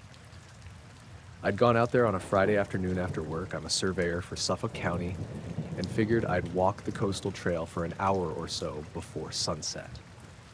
I'd been having trouble sleeping, and being near the water always helped. By the time I parked near the old radar tower and started down the trail, the fog was already rolling in from the ocean. The sky was gray but still light, maybe an hour from dusk. I was the only car in the gravel lot. Even the fishermen who usually hang around that area were gone. The cliffs there aren't huge, 30, 40 feet above the water, but the drop looks worse when the tide's rough. The surf was loud that day, echoing up from below, and I could smell the salt and seaweed thick in the air. I remember thinking it felt like rain, but it never came. I walked east for maybe half a mile until the trail got narrow and overgrown. The fog started to thicken, so I stopped near a section of rock that jutted out toward the ocean. There's an old wooden fence there, half rotted and leaning, meant to keep people from getting too close to the edge. I climbed over it anyway and sat down on a flat rock facing the water. For a while, it was just the sound of waves and the faint creak of wind through the grass behind me. The visibility dropped fast. Within 10 minutes, the ocean below was just a moving sheet of white. You could barely tell where the water ended and the fog began. That's when I noticed the light. At first I thought it was the reflection of a boat. It was faint, a soft orange-white glow deep in the mist, maybe a few hundred yards out from the cliff base. I figured it was some fishing trawler heading toward the point, its lights diffused by the fog. I didn't think much of it, but it wasn't moving like a boat. It wasn't swaying or bobbing with the waves, it was just still. I squinted, trying to focus through the mist, and after a few seconds I realized it wasn't sitting on the water either. It was hovering just above it. Not high, maybe 10 or 20 feet, but enough that I could see the faint shimmer of the ocean underneath. It didn't have a clear shape, not at first. The glow seemed to pulse a little, not flashing or strobing, just slowly brightening and dimming, like someone breathing. There was no sound, no engine, no chop of a propeller, nothing. The waves were crashing hard below, but the light didn't move with them. It was fixed in place. I took out my phone to try and record it, but the screen immediately fogged up. I wiped it off with my sleeve, but the moisture in the air was so thick it kept misting over. I managed to get the camera open, but when I pointed it toward the ocean, the lens couldn't focus. The glow was there, but faint, like a distant streetlight behind heavy fog. I thought maybe I'd adjust the zoom, but before I could, something about the light changed. It stretched. It didn't rise or fall, it just elongated vertically, like it was drawing itself upward out of the water. It got taller, thinner, and brighter until it was this column of light, still hazy, but definitely solid in shape. Then, almost instantly, it condensed back down into a sphere, about the size of a small car. I stood up then, phone forgotten in my hand. I don't know why, but I felt this strange pressure in my ears, the way you do in an airplane before it equalizes. It wasn't painful, just noticeable. The air felt heavier. The glow shifted again, a soft red, then back to white. And then it started to move. Slowly, silently, it began gliding closer toward the cliffs. It didn't come fast or aggressively, more like it was drifting. I could see it more clearly now, cutting through the fog in this eerie, smooth motion. No flicker, no sway. When it got maybe 50 yards from the shore, it stopped again, hovering perfectly still. I remember looking down at my feet, trying to steady myself, and realizing I couldn't hear the waves anymore. The wind was still blowing against my jacket, but the sound of the ocean was gone. Completely gone. It was just this strange, soft hum in the air, low enough that I wasn't sure if it was real or just inside my head. I called out, "Hey, hello," because part of me still thought it might be some drone or Coast Guard tech I hadn't heard about. No response. The light didn't move, didn't react. Then it rotated. That's the only word I can think of. The sphere turned like it had a front and a back, though I couldn't tell any difference in the glow. It was a smooth, deliberate motion, and then this part stuck with me. It tilted slightly downward, like it was looking right at me. I froze. The hum got louder for maybe 3 seconds, just enough that I could feel it in my chest, and then it stopped completely. No sound, no movement. I don't know how long we sat like that. Me on the cliff, it hovering out over the water. Could have been 30 seconds, could have been 5 minutes. My sense of time kind of fell apart. Then, without warning, it shot straight upward. Not fast like a flare or a plane. Instant. One moment it was there, the next it was gone, disappearing into the clouds above. There was no contrail, no ripple in the air, no echo. The fog just closed back in like nothing had ever been there. The sound of the ocean came back slowly after that. I realized I was shaking and that my phone was still in my hand. I looked at the time, 6:43 p.m. I checked it against the timestamp on the photo I'd taken just before the light stretched, and it said 6:25. 18 minutes, though it hadn't felt that long. When I finally got back to the parking lot, my car windows were beaded with condensation. I sat there for a while, trying to warm my hands and figure out what I'd seen. I called my friend Danny, who works at the marina in Amagansett, and asked if there'd been any boats out that night with strong deck lights. He said no one was out there. Conditions were too foggy, and the Coast Guard had advised against it. I didn't tell him exactly what I saw, just that I'd seen a light. When I got home later, I checked the photo. It's nothing, just a gray blur with a faint amber tint in the middle. Could be anything. The video didn't save right, it just froze a few seconds in, audio cutting out halfway through. For a few nights after that, I couldn't stop thinking about it. Every time I drove near the water or saw fog rolling in, I'd catch myself scanning the horizon for that glow again. Nothing. A week later, I went back out there around the same time of day. It was clear that evening. Calm water, orange sunset, perfect visibility. I stood in the same spot by the fence and looked out over the ocean. Just wind, waves, and gulls. No hum, no glow. But as I turned to leave, I noticed something odd in the dirt near the fence post. Three small impressions in the soil, round, maybe an inch deep, spaced evenly apart like the points of a triangle. Could have been from anything. I crouched to look closer, but the dirt was too dry to tell how old they were. When I looked back out at the horizon, the sun had dropped behind a thin layer of haze. For a second, the reflection on the water shimmered in the same way that light had, slow, pulsing. I stood there until it faded completely, then started walking back toward the car, not looking over my shoulder again. I haven't gone back to Montauk since, but every so often, when I'm driving home late along the Sunrise Highway and the fog comes in from the coast, I'll catch a faint, soft glow over the water in my side mirror. It's probably just the lighthouse or a plane's landing light catching the mist. Probably. It was late November, a cold, damp kind of night where everything smells faintly of wet tarmac and chimney smoke. My girlfriend at the time, Claire, had just moved into a small terrace house near the outskirts of Dundee. I'd been helping her unpack boxes all evening, and by the time we finished, it was after midnight. Her street was one of those short residential ones with a dead end, old brick houses, narrow pavements, and a single orange streetlight at the corner. We stepped outside to get some air and smoke before heading to bed. It was strangely quiet. Usually you'd hear at least a distant car on the main road or a dog barking, but it was just still. Claire lit her cigarette and nudged me to look up. Over the rooftops, not far above, there was a shape, triangular, perfectly still, no sound. 3 points of white light marked its corners, with a faint red glow in the middle. It wasn't huge, but it was close enough that we could make out the edges, darker than the night sky. The whole thing just hung there, motionless. We whispered to each other without really thinking about why we were whispering. Claire fumbled for her phone, but by the time she unlocked it, the screen stayed black, like the camera wouldn't pick it up. She tried twice, then gave up. As we watched, the red glow at the center pulsed once, then the corner lights blinked. 1, 2, 3, each in turn, like running lights on a stage. It did that twice, then everything went dark.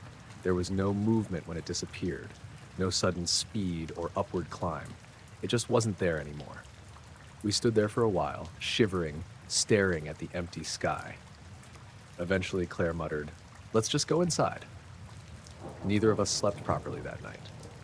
We didn't tell anyone, not her neighbors, not our families. We didn't even talk about it much between ourselves after that first night. A week later, we were at the bus stop down by the high street. It was early evening, maybe 6, already dark. It had been drizzling and the pavement was slick under the streetlights. The stop was empty, except for us. That's when the man walked up. He came from the opposite direction of the main road, hands in the pockets of a black overcoat. Underneath, you could see the edge of a black suit, white shirt, black tie. He wasn't wearing a hat or gloves, even though it was cold. His hair was neatly parted and he was clean shaven. He didn't say hello or ask for the time. He stopped a few feet away, looked directly at us, first at Claire, then at me, and asked, very clearly, "Did the lights blink in sequence?" It took me a second to realize what he'd said. Claire blinked at him and opened her mouth, but before she could answer, he turned and walked away. Not quickly, not nervously, just turned and strolled back the way he'd come, his shoes clicking on the wet pavement. He didn't look back. We sat there frozen for a few seconds. The bus came and went without us getting on. When we finally spoke, all Claire said was, "How did he know?" After that, little things started to bother us. One evening, I was leaving Claire's and saw a black car parked at the end of her street. Engine off, windows tinted. The driver's silhouette was barely visible. When I walked toward it, the car started and rolled away slowly, not speeding, just moving off like it had been waiting for something. Claire said her landline rang twice late at night that week, but when she picked up, nobody was there. She thought she heard faint clicking on the other end, like an old tape recorder. Another night, I woke up on her sofa and saw light through the curtains, white, bright, but no sound of an engine. By the time I pulled the curtain back, the street was empty. We never saw the triangular craft again. We didn't see the man again either, not directly. But once, standing at the same bus stop a couple of weeks later, I noticed a tall figure at the far end of the street under a lamp. Black coat, hands in pockets, not moving. When a bus went past and blocked my view for a second, he was gone. I tried to reason it out. Maybe it was some new kind of drone. Maybe the man had overheard us talking somewhere. But it didn't add up. We'd been completely alone when we saw the craft. We hadn't told a soul. The only people who knew were me and Claire, and she swore she hadn't mentioned it to anyone.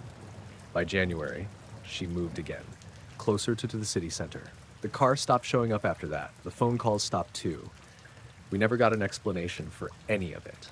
But whenever I wait for a bus at night now, I catch myself looking over my shoulder, half expecting a man in a black suit to ask me another question I won't know how to answer. I heard the door chime at exactly 11:02 p.m., but when I looked up from the counter, I saw no one walking in, just the empty double doors and the dull hum of the neon open sign. I glanced at the clock behind me, 11:02, and then back out the front window. A black sedan sat under the lone street lamp, headlights off, engine idling so quietly I barely heard it over the air conditioner. I was 7 hours into my night shift at Green's 24-hour mini-mart, and I'd never seen that car before. I folded my arms and pretended not to notice. The clerk before me said, "Can I help you?" But he was wrong place, wrong time. The sedan stayed there, broad at the shoulders and low to the ground, like someone had rubbed polish over the entire body. In overnights, you get ghosts, drunk drivers, college kids looking for snacks, but almost never someone who just sits there for hours. By midnight, I'd rung up exactly 12 customers, a mix of kids buying Red Bulls and one guy buying dog biscuits at 3 a.m., and the sedan never moved. I counted how many cigarettes I'd sold. 35. I refilled the snack rack and gazed out the window. No lights moved in the lot except for the single filament bulb overhead, ticking like a slow clock. I felt the hairs on the back of my neck stand up. Even Scout, the store cat, hunkered down behind the chips aisle, tail wrapped around her paws. At 1:17, my soda cooler buzzed and flickered off for 2 seconds. The power surge was small, enough that my fluorescent lights dimmed, but the coffee machine kept running. That convinced me it wasn't the whole block, just the store's wiring. I muttered to myself and went to reset the breaker in the back room. When I opened the fuse box, the breaker for aisle 3 had tripped. I flipped it back and watched the lights return. Back at the counter, I considered calling my manager, but figured I'd mention it tomorrow. At 2:45, a drip started in the ceiling by the back door. Water, cold and clear, landing in a small puddle on the concrete floor. I grabbed a mop and bucket, found the leak right under the air duct. I inspected the duct. No condensation, no dropped pipe. The drip slowed after 5 minutes, then stopped. I emptied the bucket outside. The lot was empty, the sedan gone. I figured maybe the driver stopped nodding off. The air smelled musty now, like wet carpet. I circled back inside. Scout rushed out from under the counter, rubbing my leg. The drip hadn't woken anyone. I checked the restrooms, dry. I shrugged and grabbed a coffee. By 3:30, the store was quiet again. The bug zapper over the door sizzled twice. A chill cut through the store even though the AC was set on cool. I shivered and pulled my hoodie tighter. That's when I noticed the sedan rolling forward 3 feet. No driver's silhouette in the window. The passenger door opened, but no one stepped out. The door closed on its own and the car rolled back, unchanged, as if on invisible tracks. That was enough. I walked to the front doors, aimed my flashlight at the vehicle.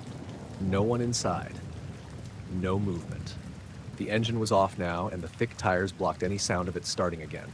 I went back to the counter, rubbed my eyes, and stared at the security monitors. None of the cameras covered the parking lot well. The angle missed the driver's seat. I hit the view back lot button, tried to pan the camera, but the feed cut to static, then returned to normal after 4 seconds. The only thing frozen in pixelated gray was the front of the black sedan. I stared at the screen until the static cleared. The car remained unchanged. I pressed the record button. The feed continued, no glitches. By 4:50, I'd had one more customer, a young woman buying trail mix. She stared at me, then at the lot, and said, "Is something out there?" I said no, just an old car. She nodded and left. When the doors closed, I checked again. The sedan's roof was empty. I clocked over to the break room at 5:30 and opened the refrigerator. My sandwich was gone. I'd left turkey and cheese, but someone else had taken it.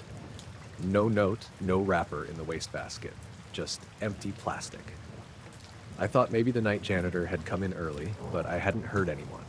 My shift ended at 6 a.m. The sky was already staining gray. I counted down the minutes, ringing up two more people who paid cash for lottery tickets and beef jerky. At 6:02, I hit the button to open the doors.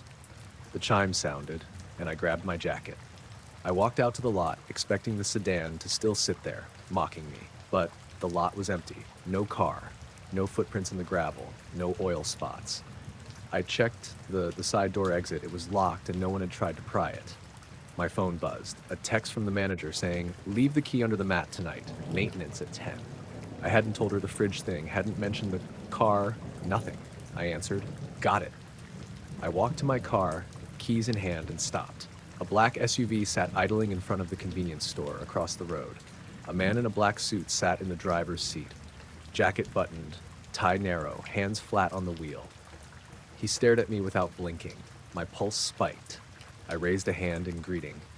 He opened his door and stepped onto the street without a sound. I walked closer, keeping my jacket zipped.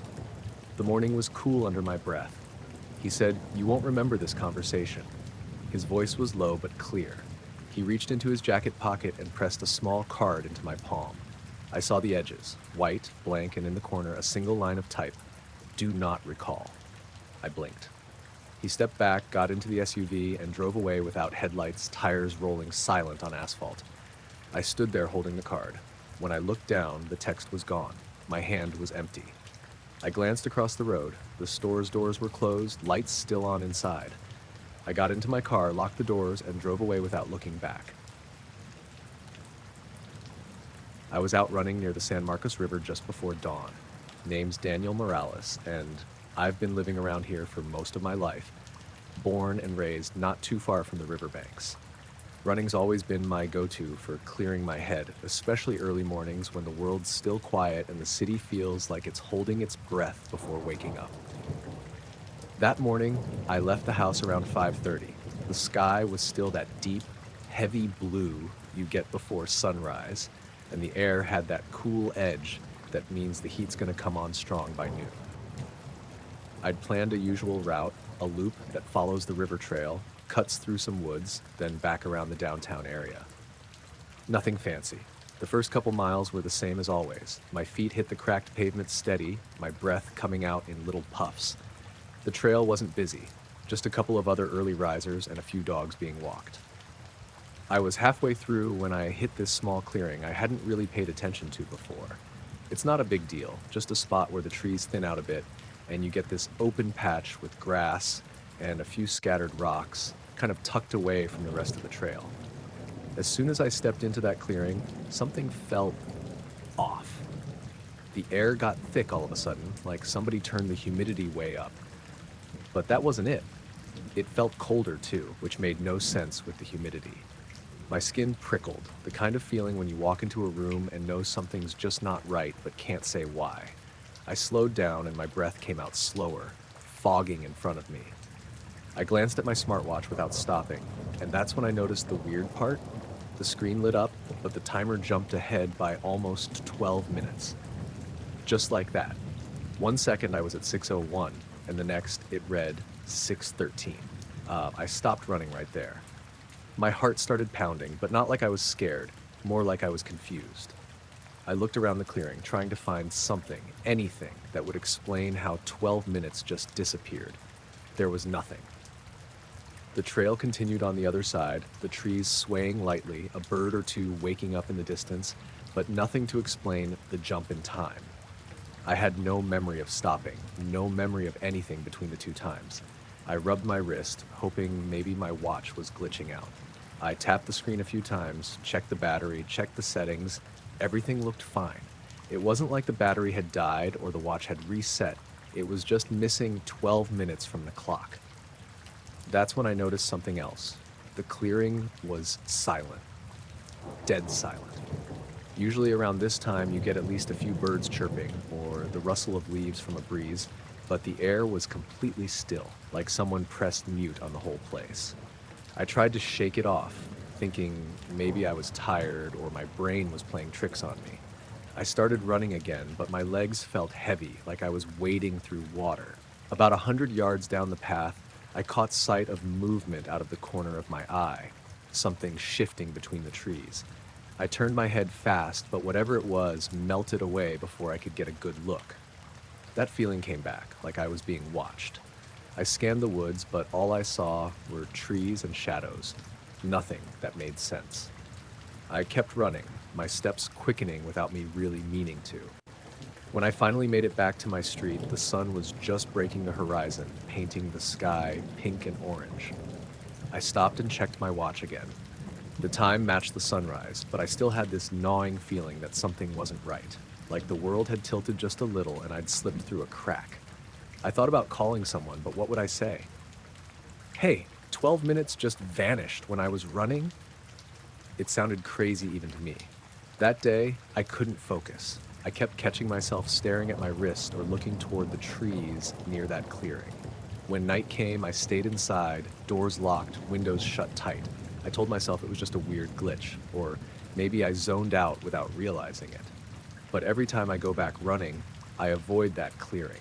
The last thing I want is to lose more time I can't explain, or to see whatever it was that moved in the trees that morning.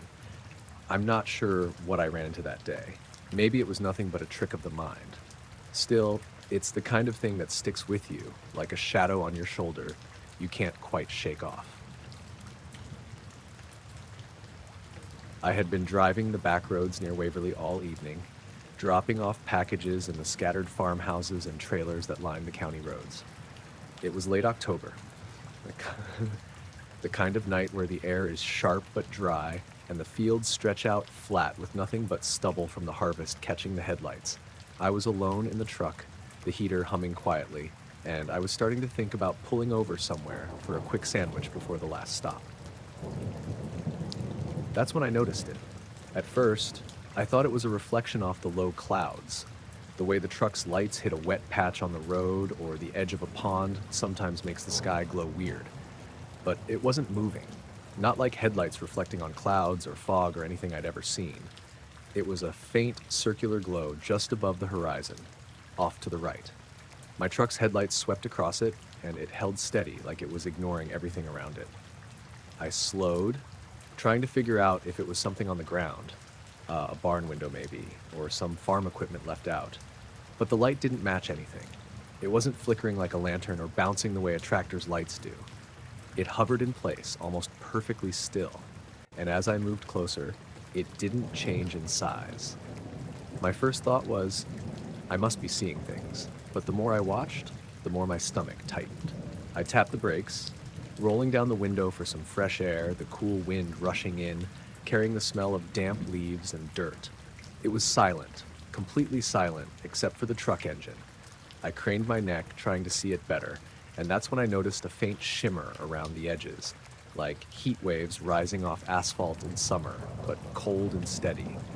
I shook my head, thinking maybe it was the fog bank I'd passed earlier, but there was no fog here, just clear night. I floored it a little, trying to close the distance, figuring if it was a reflection it would move, or if it was on the ground it would get bigger as I approached. But it didn't. It stayed exactly where it was, the reflection of my lights cutting across it fixed. I eased back, slowing down, gripping the wheel tight. For a moment, I considered stopping completely, but my eyes didn't leave it. There was a subtle pulse to the light, not flashing, just breathing, almost imperceptibly. I switched on the high beams. The reflection brightened slightly, almost like it was feeding off the light. That made my chest tighten, and I felt my pulse spike. I've driven these roads 1,000 times, alone at night, and I've seen deer, stray headlights, the occasional firefly swarm in August, but nothing that stayed with me like this. Nothing that held my lights and seemed indifferent to the world. I tried calling my dispatcher, thinking maybe it was some other driver or construction crew parked off the road, but my phone was patchy. Weak signal, and the call dropped before I could finish explaining. I gritted my teeth, muttering under my breath, Okay, just a barn. It's a barn. But the shape didn't match any building. The glow was smooth and round, edges soft, hovering in the air. I could see a faint shadow beneath it, but it didn't touch the ground. I tapped the brakes again, moving slowly. As I got closer, I caught a glimpse of the surrounding fields in the truck's headlights. Everything was still and empty. No animals, no fences, no equipment, just black soil and low stubble. And the glow, still hovering, still exactly where it had been. I tried looking away, scanning the tree line, the road, the ditch, but my eyes kept drifting back. There was something about it that felt deliberate, like it was aware I was watching. At one point, I flicked on the radio. Static. Nothing but static, even when I tried different stations. My mind started racing, maybe power lines, maybe some weird atmospheric reflection, but nothing fit. The glow didn't jitter, didn't flicker like electricity, didn't hum like a transformer, just hung there. I thought about turning around, driving the opposite direction, seeing if it would move with me. I eased the truck into reverse, heart thumping. The reflection stayed in place. I drove forward again, still there. I tapped the brakes lightly, trying to gauge its distance. It didn't shift. It didn't react. It just hovered, fixed and faint like a painted light on the horizon. I tried to make sense of it logically. Maybe I'd lost track of time. Maybe fatigue was playing tricks on me. But I hadn't. My eyes were sharp, my mind alert. I could track the road, the ditches, the trees. Everything else looked normal, mundane. But the light didn't fit. It was an intrusion into the night, and I couldn't figure out its purpose. Eventually, I made the last turn toward the delivery point. The road curved slightly, and I expected the glow to vanish behind the ridge, but it didn't. Instead, it remained fixed, now partially obscured by a cluster of trees. I slowed to a crawl, gripping the wheel, scanning the edge of the horizon. My headlights stretched across the fields again. Nothing moved. Nothing changed. It didn't vanish, didn't blink out, didn't float higher or lower.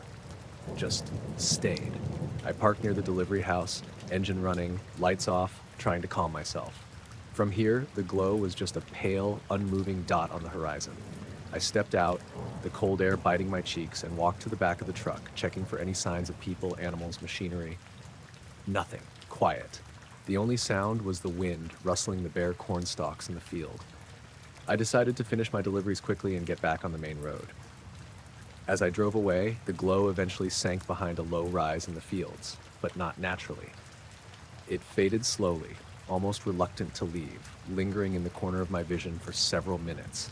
My headlights swept over the horizon repeatedly, but it was gone. On the way home, I kept glancing in the rear view, expecting it to reappear, maybe hovering over the road behind me, but the horizon remained empty. Traffic was non-existent. The night was normal otherwise. My radio worked again. My phone got a signal.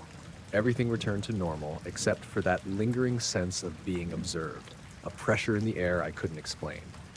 When I got home, I parked in the garage and stood in the doorway for a moment, looking out toward the dark fields. The moon was up, illuminating the bare soil, and nothing moved. I went inside, tried to shake it off, but the image of that glow stayed in my mind.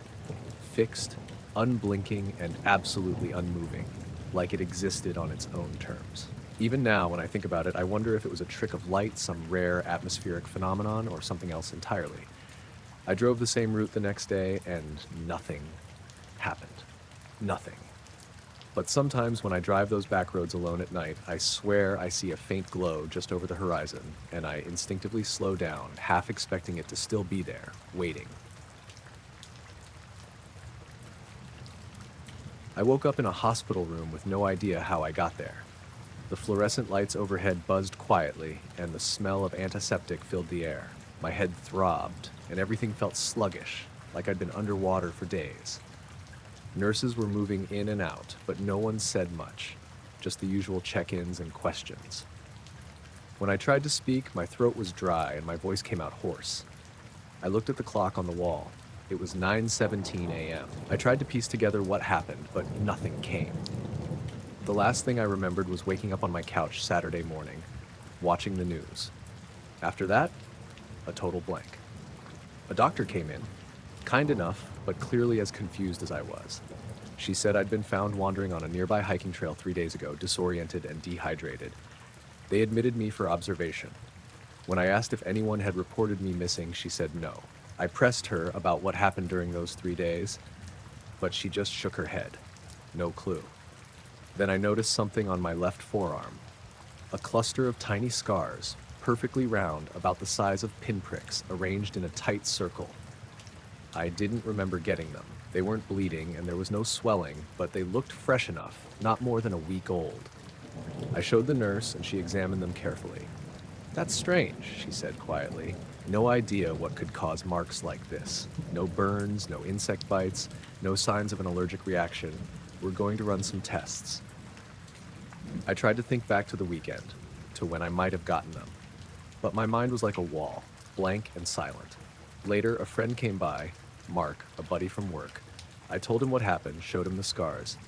He looked concerned but didn't say much except to ask if I was feeling okay. I spent the next 2 days in the hospital running tests. Blood work came back normal, no signs of infection or toxins. The scars didn't match anything the doctors had seen before. I kept asking about cameras or witnesses on the trail, but no one had seen me. No cameras caught me either. It was like I disappeared off the map for those 3 days. On the third day, I was discharged. I went home, but I couldn't shake this feeling that something was off. The scars itched occasionally, a dull, prickling sensation underneath, like something was just beneath the surface. That night, I had trouble sleeping. I kept waking up, sweating even though my room was cold. When I finally did drift off, I had strange dreams, a soft humming noise, lights moving across the sky, shapes that didn't quite make sense. Over the next week, I kept examining those scars. They didn't heal the way normal wounds did. Instead, they almost looked like they were embedded deeper into the skin, like a stamp that couldn't be washed off. One evening, I was looking at them under the bathroom light when the itching got worse, sharper. I felt a weird buzzing, almost like electricity, around my arm. I caught a faint glow coming from the marks, just for a second, and I swear I saw tiny lines of light pulsing beneath my skin. I rubbed my arm, thinking maybe I was imagining things, but the sensation stayed. I kept feeling like I was being watched, even at home. A few days later, I went back to the trail where I was found. It was early morning, fog rolling through the trees, and everything was damp and quiet. I walked the path slowly, trying to find any clue, something I might have missed before. I found a small clearing, surrounded by old pine trees. The ground was strange there. Patches of dead grass and some rocks that looked like they'd been moved recently. In the center, the earth was oddly smooth, as if something had pressed down hard and left an imprint. I crouched down and saw faint marks in the dirt, long, thin, like claw scratches, but too even to be natural. I ran my fingers over them, feeling cold despite the morning chill. Suddenly, the hairs on my neck stood up. A low humming sound filled the air, soft but unmistakable. It felt like the air itself was vibrating. I stood up fast, looking around. No one else was there, just the trees swaying and the fog thickening. I turned to leave, but noticed something glinting near a tree root. I picked it up, a small metallic object, smooth and cold. It wasn't like any metal I'd handled before. It was light but heavy at the same time, with a strange warmth under my skin when I held it. I put it in my pocket and left the clearing quickly. The humming stopped as soon as I stepped back onto the trail. At home, I examined the object under a magnifying glass.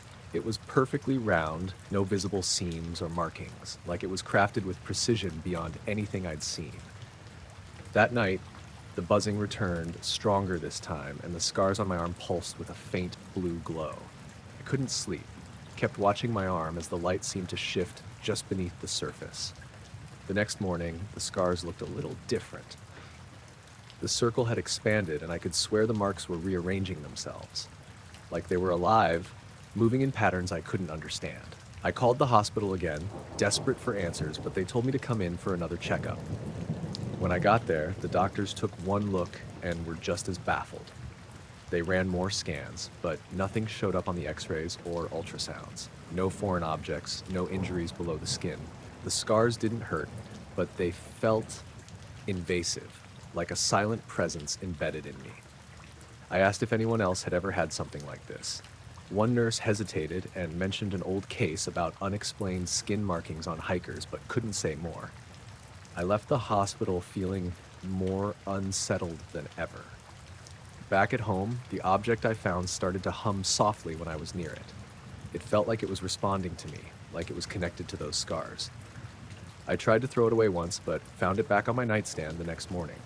No idea how it got there. In the weeks that followed, the buzzing and glowing became part of my daily life. I avoided mirrors because sometimes in the corner of my vision, I'd catch glimpses of shapes moving, not people, more like shadows shifting in impossible ways. I stopped telling people about it. Friends noticed I was distracted, maybe anxious. I wasn't sure how to explain what was happening. One night, I woke suddenly, feeling like I was falling. The room was spinning slowly, and that humming sound filled my ears, loud and insistent. I looked down at my arm, and the scars were shining brightly now, pulsing in rhythm with the buzzing. I felt a strange pressure behind my eyes, like a veil being pulled back. I closed my eyes, waiting. Then it stopped. The light faded, the buzzing ceased, and I was left in silence. After that night, the scars slowly faded over a few days, the glow disappearing entirely. The humming went silent. The object stopped responding. I kept the object, though, locked in a box. I don't know what it is or where it came from, and I still don't remember those missing 3 days. But sometimes when I'm alone and quiet, I swear I can hear that humming again, faint, distant, like a signal reaching out from somewhere beyond. I was out in the middle of nowhere, south of Gainesville, Texas, mapping sinkholes for the state geology department. It was late September, dry and warm during the day, but the nights got cool. The pasture where I was working was huge, barely a fence line in sight, just miles of grass and scrub dotted with little hollows and depressions. Mostly harmless stuff, but some of these sinkholes could collapse suddenly, so part of my job was to document them and warn landowners. I'd been out there for a few days, driving my pickup along dirt trails and marking GPS points whenever I found something new. One afternoon, I came across a hole that looked a little different. It wasn't very big, maybe 10 feet across, but the grass right around it was thinner, and the edges looked oddly smooth, almost polished. The sun was low, casting long shadows, and I crouched down to inspect it. That's when I noticed the faint humming. It was low and constant, not something you'd expect from a sinkhole. I sat on the ground, quiet, trying to pick it apart from the background noise, bugs, wind through the grass, but it was definitely coming from the hole itself. The hum wasn't loud, more like a vibration you felt through the soles of your boots. I pulled out my phone to record it. The audio was weak, but you could hear a steady drone in the background. I was curious, but figured it might be some natural gas or something like that. I took measurements, snapped some photos, and marked it on my map. I planned to call it in to my supervisor when I got back to town. That night, I camped near the pasture's edge. I had my old tent, a camp stove, and a cooler with some food. The sky was clear, and the stars were sharp. The kind of night that feels quiet but heavy, you know? I sat outside the tent, trying to listen for that hum again. It was subtle, but it was definitely there, deeper and more persistent in the dark. At around midnight, I thought I heard something else, a faint crunch of tires on dirt. I froze and looked out toward the pasture. The moon was just a sliver, but enough to make out shapes. I saw 2 ATV-sized vehicles creeping through the grass, their headlights off, moving slowly and deliberately toward the sinkhole. I wanted to call out or flash my lantern, but something stopped me. The air felt tense, like I wasn't supposed to be there. The 2 vehicles stopped a few feet from the hole. 2 men stepped out, both wearing black from head to toe. They looked like security guys or maybe some kind of federal agents, but there was nothing official about their clothes, no badges or insignia, just plain black suits and hats. They moved with purpose, scanning the area around the hole. I ducked behind a tree and watched. They pulled out some small devices. Nothing I recognized, just black boxes with blinking lights and buttons, and started scanning the ground around the depression. After a few minutes, one of them knelt down and put his hand near the edge of the hole. The humming seemed to get stronger for a moment, then it stopped entirely. It was like the hole went dead. The 2 men stood up, exchanged a few words quietly, and then one of them said something I couldn't quite hear. The other nodded and walked over to me. I stayed hidden at first, but then he called out in a calm voice, "You shouldn't be here." I stepped out slowly, hands raised a little to show I wasn't a threat. He looked at me with eyes that were cold and sharp. "This site isn't for study," he said flatly. I told him I was just doing my job, mapping sinkholes for the state. I explained the humming. He didn't seem interested in my explanation. "Some places aren't meant to be disturbed," he said. I asked what he meant, but he just shook his head and said, "Go home. Don't come back." His companion didn't say anything but watched me like a hawk. I packed up my camp that night, feeling weird, like I'd stepped into something I wasn't supposed to. On the drive back to Gainesville, I kept glancing in the rearview mirror, half expecting to see those black ATVs following me. I never called my supervisor about that sinkhole. The next day, I went back out with a coworker, but the hole was gone. The grass looked normal, no dip in the ground, nothing unusual. I checked my phone and the recording of the hum was gone too, like the file had never existed. That was a few months ago. I still don't know what I saw that night or who those men were, but whatever it wasn't just a sinkhole. I was driving home late that night, somewhere on Highway 89 between Lake Tahoe and Truckee. It was one of those cold, clear November evenings, the kind where your breath fogs up the windows even if the heater's on full blast. The road was mostly empty, just me and the dark trees lining both sides, shadows stretching out like fingers. I was tired but didn't want to stop. The sooner I got home, the better. Then, just as I was passing the little turnout near Donner Summit, I saw her, a woman standing by the shoulder, thumb out. She looked soaked through, wearing a soaked jacket and shivering. I almost didn't stop. This stretch is known for sketchy stuff, and I usually avoid picking up strangers, but something about her made me slow down. Maybe it was the way she looked at me, like she really needed help. I pulled over, cracked the window. "Need a ride?" She nodded quickly, getting in without much fuss. "Thank you," she said, her voice low but steady. Her name was Lisa. She didn't say much at first, just stared out the window while I drove. I glanced over a few times. She had those wide, pale eyes like she hadn't slept in days. There was a faint scent I couldn't place, almost like cold metal mixed with something sweet, but I figured it was just the wet clothes or the car. We drove in silence for a while. The heater hummed, and the tires crunched on the gravel shoulder when I adjusted speed. After about 10 minutes, I glanced at the rearview mirror, but she wasn't there. I turned my head. The back seat was empty. I froze, hand gripping the steering wheel harder than I realized. The door was still locked. The light inside the car was dim, but I could see every corner clearly. No sign she'd gotten out. The seatbelt buckle hung idle. The wet jacket she'd thrown on the seat was gone. I blinked, checked again. Nothing, but the smell was still there. That metallic scent, like a faint electric charge mixed with cold iron, lingering in the air where she'd been. I pulled over to the side, heart pounding, looked back at the empty road, the dense trees on both sides, nothing but silence and the occasional distant hoot of an owl. I called out, "Lisa?" My voice cracked. No answer. I unlocked the doors, got out, and circled the car, shining my flashlight down the shoulder. Nothing. No footprints, no jacket, no sign she'd walked away. I got back in, locked the doors, and stared out into the black forest. The air felt thicker, heavier, like something was watching just beyond the tree line. I wanted to call the cops, but didn't know what to say. Picked up a hitchhiker who disappeared into thin air. They'd think I was nuts. I started the car again, hands still shaking. As I pulled back onto the highway, the metallic smell grew stronger for a moment, then faded as quickly as it had come. For the rest of the drive home, I kept checking the rearview mirror, half expecting to see her sitting there, but the back seat stayed empty. I pulled into my driveway at about 1:30 a.m. The house was dark and quiet. I shut off the engine and sat for a minute, trying to process what just happened. I kept smelling that strange, metallic scent in the car, even after I turned off the heater and opened the windows. It was faint, but definitely there. I grabbed a cloth and wiped down the back seat, but it wouldn't go away. I checked my phone. No missed calls, no messages. The next morning I told my sister about it. She just looked at me like I'd lost it, said maybe I was overtired or the stress was getting to me. But I kept thinking about the way Lisa looked, how scared she seemed, like she wasn't just stranded, but running from something. And the smell, that smell. Days later, I found a small patch of wetness on the floor where her feet might have rested. I cleaned it up, but no matter what I did, the metallic scent never completely left the car.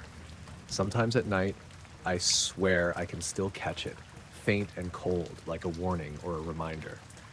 I don't know who Lisa was or where she went, but I'm pretty sure she wasn't just a hitchhiker. We rented the boat out of Crescent Harbor, just south of Ventura. It was me, my wife Allison, and our daughter Grace. Grace had just turned 11. The trip was supposed to be a little early summer send-off before school ended. Nothing fancy. Just a 3-day sail up the coast, anchoring near secluded beaches and sleeping on board. We'd done a similar trip the year before, and it was peaceful. No internet, no noise, just ocean. We took out a Catalina 36, roomy enough to not feel cramped, small enough for the three of us to handle. The marina gave us a logbook, clipboard, and spare keys. I filled in our plan, out to San Miguel, a night there, then east toward the shoreline again to anchor off Refugio Beach. Last stop was supposed to be just past El Capitan before heading back. The weather was clear all 3 days. Light wind, smooth current, sunny, but not too hot. By the second night, we were anchored maybe 100 yards offshore, just west of Gaviota. I had the stove running for coffee, and Grace was up on deck watching the horizon with binoculars. Allison was inside trying to get the cabin light working. It kept flickering even though the battery was full. At some point, Grace said, "There's a star in the water." I stepped up to check. It was around 9:20 p.m., just past nautical twilight. I thought she meant a boat light or some satellite reflection. But when I looked out, there was this small white glow just above the ocean, almost level with the horizon line. It wasn't moving. No reflection in the water, just suspended there, maybe 2-3 feet above the surface. It was round but not sharp, kind of blurred at the edges, like fog. I figured maybe it was a drone from one of the research boats that passed through sometimes, or even something from the Navy base down south. I was about to say that when the lights started to rise. Not fast, not slow, just up, perfectly straight, no sound. Allison came up behind me and said, "What's that?" The three of us stood there, watching it. It hovered maybe 50 feet off the water, then stopped again. No blinking lights, no movement side to side. It didn't cast a beam. It just hung there as if gravity didn't apply to it. Then the mast light dimmed, just a little, and the cabin light shut off completely. I tried the switch, then the radio. Nothing. The power panel still showed charge, but the switches weren't responding. The GPS screen turned gray. No signal. I even tried the emergency beacon test. It gave a weak red blink and went dead. The strange thing was the boat didn't feel dead. You know how electronics sometimes fail and everything kind of quiets? It wasn't like that. The water still lapped against the hull. The breeze was steady. The only thing that changed was us. We weren't talking. Not because we were afraid, exactly. More like we didn't want to draw attention. Grace asked if she could go inside, and Allison took her below. I kept watching the light. Eventually it started to move. Slowly east, along the horizon, keeping low, never more than 100 feet off the surface. I followed it until it disappeared behind the curve of the coast. Took maybe 3 minutes. The lights came back on, maybe 5 minutes later. Everything powered up at once. The cabin light flickered, the GPS reset, the radio clicked back to its standby channel. No error messages, no logs of outages. I didn't mention it to the harbor office when we returned the next afternoon. Didn't really know how to explain it. But the guy at the desk, a tall man in a black suit, which was weird enough for a marina, asked for our logbook. I handed it to him, and he flipped straight to the second page without reading the front. He didn't check the times or coordinates, just glanced at the notes and said, "You were west of Gaviota last night?" I nodded. He paused for a second, then handed back our key fob. "Some voyages end before the dock," he said. I didn't respond, just took the keys and walked out. I don't think he worked there. I've been back since, a couple times. Nobody's seen anyone by that description. The regular guy at the office says he's the only one who handles returns. I was checking trail cameras in Dead Horse Canyon, up near the northern range, where the forest thins into dry, brushy hills. I volunteer for a wildlife monitoring group that keeps tabs on cougar and bobcat movements, mostly through motion-activated cams we've bolted to trees along old service roads and game trails. It's quiet work. I like that about it. That morning was hot, dry, late July. I'd parked off Forest Road 19 around 6:30 a.m. and started the hike up to the ridge. No wind, no clouds, just the buzz of insects and the crunch of gravel under my boots. The trail cameras were spaced about a mile apart, each tucked in a tree notch or zip-tied to a post. I had 4 to check that morning. First 2 were normal. Just a few deer, 1 coyote, a fox. Third one had a blown battery, so I replaced it and moved on. The last one was positioned overlooking a narrow draw where we'd found mountain lion prints last spring. It's tucked between 2 tall ponderosa pines, angled down a slope toward a low clearing. When I popped the SD card into my tablet, I noticed the last recording was from 2 nights ago. Around 2:17 a.m., the video showed the usual nighttime grain, branches swaying in infrared, a faint animal noise in the background. Then the treetops started lighting up, like moonlight, but brighter, whiter. The camera auto-adjusted, struggling to focus. At the top of the frame, just above the trees, something was there. I couldn't see it clearly, just this dark, egg-shaped blur, hovering maybe 10 or 15 feet above the canopy. No lights, no movement. It didn't drift or wobble like a drone. It just hung there. After maybe 6 seconds, it rose slowly and went out of frame. That was it. No animals showed up after that. The camera didn't record anything else the rest of the night. I watched the clip 3 times in a row, squinting at the shape, trying to convince myself it was a bug on the lens or a trick of light. But I've been reviewing trail footage for 5 years. I've seen bugs, bats, fog, snow, smoke. This wasn't any of those. I hiked back down, loaded the gear into my truck, and drove out to the ranger station just outside Wilson Creek. It's a small concrete building next to the fire lookout garage. Not usually staffed in the mornings, but I know Mike, the district ranger, and figured I could drop off the footage and ask him to review it when he was free. But when I got there, someone else was already inside. There was a black SUV parked next to the shed. No plates. I remember that because I almost backed into it pulling in, and when I looked to see if anyone was inside, the windows were tinted pitch black. The front door to the station was propped open, which is weird for Mike. He's strict about the AC and bugs. I stepped in and froze in the doorway. A man I didn't recognize was standing behind Mike's desk, going through a pile of printer paper. He was tall, maybe 6'2", wearing a black suit, black tie, black dress shoes. No ranger badge, no patch. His hair was dark and slicked back, and his skin looked almost gray. Not pale, just slightly off, like he'd been in fluorescent lighting too long. He turned as I stepped in.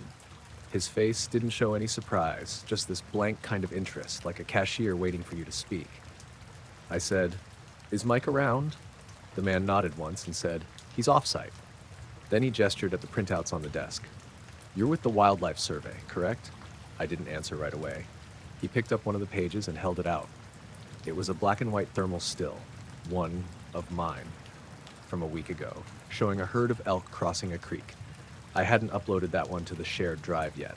I asked, "Who are you with?" He smiled, just barely. "We work parallel to your department. You don't need to be concerned." His voice was flat, low, like he was suppressing an accent. Not robotic, exactly, just weirdly controlled, like each word was measured before he said it. He put the photo down and added, "We've reviewed your recent capture from Unit D4. That was the camera I just hiked to. I hadn't uploaded that footage yet, either. I didn't say anything. I just stood there while he walked over to a side table, picked up a manila folder, and handed it to me. Inside were several grainy printouts, stills from my video, the treetops, the shape above them, the light. He said, "We'll ask that you redirect your research efforts away from the upper ridge for the remainder of the season." That's how he said it. Redirect your research efforts. I asked if something was going on up there. He just looked at me for a moment, then said, "If you've seen anything unusual, we recommend you do not share those details outside of your team." I told him we're a volunteer group. There isn't really a team. He didn't respond. I left the folder on the desk and walked out. I didn't see the SUV drive off, but when I looked back 5 minutes later from the parking area, it was gone. Later that afternoon, I tried to upload the clip to our shared drive and my tablet crashed. Not just the video app, the whole system went dark. It took me 2 hours to get it to restart, and when it finally did, the SD card was blank. No files. I hadn't backed them up yet. I drove back out 2 days later to recheck the camera. When I got there, the unit was missing. Zip ties cut, mounting post gone. No note, no damage to the tree or signs of animals. We rotate cameras all the time, but no one from my group had been up there. When I emailed Mike asking who had access to the station that morning, he replied, "I was on fire watch all week. Nobody had my keys." I haven't brought it up again. Every now and then, I still drive past the canyon trailhead and think about hiking up there, but I never do. The last time I went near that slope, I swear I heard something above the trees. Not loud, just a soft mechanical hum, like electricity in the air. I didn't look up. I was finishing my last delivery for the night, the kind where everything's quiet, except the hum of the van's engine and the faint buzz of neon signs in the distance. It was just past 11 p.m., and the streets of Cedar Ridge were empty, the kind of empty that makes you notice every little sound, a dog barking 3 blocks away, the scrape of a loose shutter in the wind. I'd done this route enough times that I knew every turn and shortcut without thinking. I pulled into the lot for the last house, an older duplex with peeling paint and a single dim porch light. The van's headlights washed over the driveway, and as I cut the engine, every other exterior light on the street, lamps on poles, security lights, a few from the houses themselves, flickered once in unison. Just a quick dip and back on. I blinked. I muttered something under my breath. Great, power surge or something. But as I stepped out, I noticed it. A soft hum in the air. Not mechanical, not from my van, nothing I could place. It wasn't loud, just low enough that it made the hairs on the back of my neck stand up. I glanced up, thinking maybe one of the streetlights had been oscillating strangely, or some transformer down the block was acting up. That's when I saw it. A dim, oval-shaped glow hovered over the trees at the end of the street. Pale, bluish-white, just enough light to make it visible through the thin mist that had rolled in overnight. It moved slowly, almost lazily, in a way that made no sense. It wasn't following the road. It wasn't stationary. It just drifted above the tree line, calm, deliberate. I froze, my hands gripping the package I was supposed to deliver. The hum grew a fraction louder, almost imperceptibly, like the air itself had thickened around me. My brain tried to rationalize. A drone? But I hadn't seen anything like it. No blinking lights, no shape. It was a glow, smooth, uniform, not mechanical. I stepped back toward the van, heart racing, and the glow tilted slightly, moving along the street at a pace that felt off. I squinted, and it seemed to pause whenever I blinked or shifted my gaze. The hum never stopped.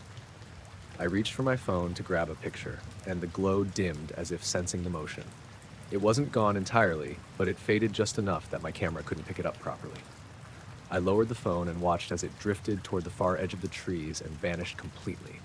No fade into the sky, no movement behind the clouds, just gone. I stood there for a long moment, the hum gone, the lights normal, the street entirely silent again. My hands were trembling, and I realized I hadn't even breathed for a while. Shaking, I got back into the van. The engine started smoothly, no hiccups, no interference, nothing that suggested anything abnormal had occurred except for my own nerves. I drove slowly down the street, glancing up at the tree line again. Nothing. Every house was dark, every lamp steady. The neighborhood was ordinary again. On the way back to the depot, my mind replayed the event over and over. The synchronization of the lights, the hum, the slow drift of that glow, it all made sense in no logical way. I thought about stopping at a gas station to tell someone, anyone, but I realized there'd be no evidence. No trail, no video, no drone or drone pilot to question. Just me.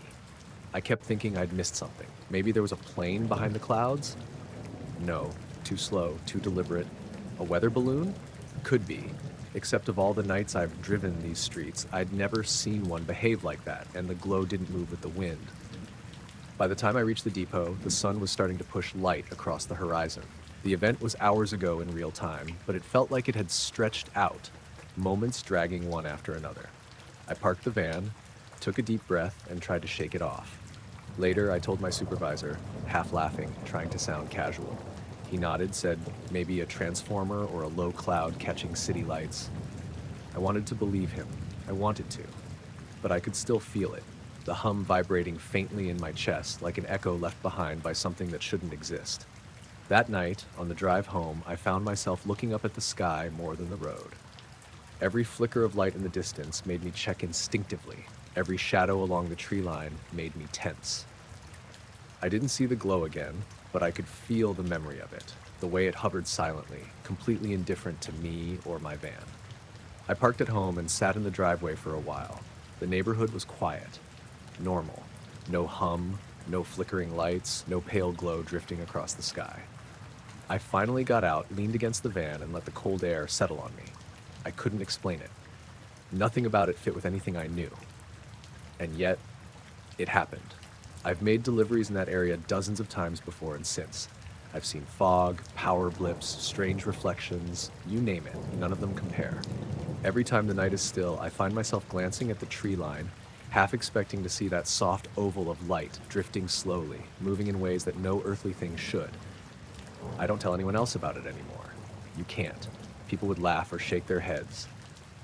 But I remember every flicker of lights, every soft hum, every impossibly slow drift of that glow. It was real, in a way that doesn't fit into the world we think we know, and the quiet that followed it, that, I think, haunts me more than the glow itself. We were halfway through the third pull on the span when the rain stopped, like someone had shut off a faucet. Name's Ryan. I work for County Electric, been a lineman for 12 years. That night, a cell had tracked in quick, heavy, fast-moving, the kind you watch on the scanner and know the phones at the office will start ringing. Around midnight, we got the report. A feeder had tripped somewhere between pole 47 and the substation. No houses down, just a big strip of rural line and a couple of farms.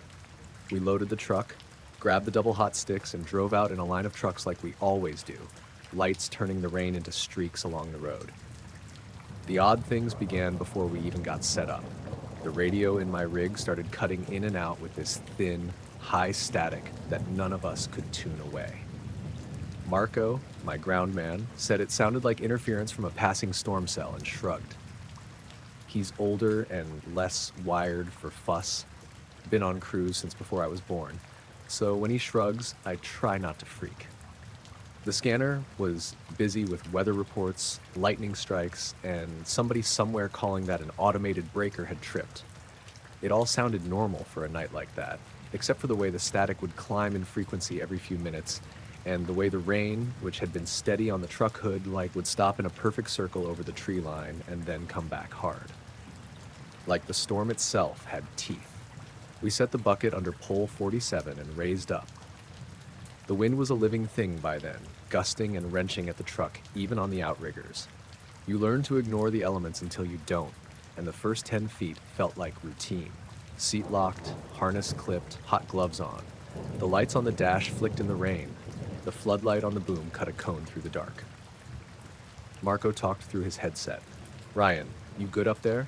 He was a voice I trusted. I told him I was ready. Up in the bucket is the kind of isolation you don't get anywhere else. You speak to the ground over a throat mic and the world below becomes a model. Trucks, cones, orange vests. Up there you're small and exposed.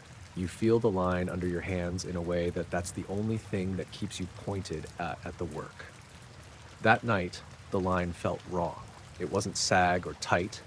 It hummed under the gloves, a deep, steady vibration through the towers that I've felt before when the system's healthy. But this was stronger and steady in a way it shouldn't be, with the breaker open. I was finishing the second clamp and thinking quick about the third when my radio went blank. Not static, just nothing. The little green receive light on my handset glowed, but there was no other voice, no dispatcher telling us to hold, no check-in from the crew behind us. For a moment I thought the headset had popped off. I tugged it back into place and called down, "Marco, can you hear me?" He answered, but the delay from the tower's feeds made his voice thin and far.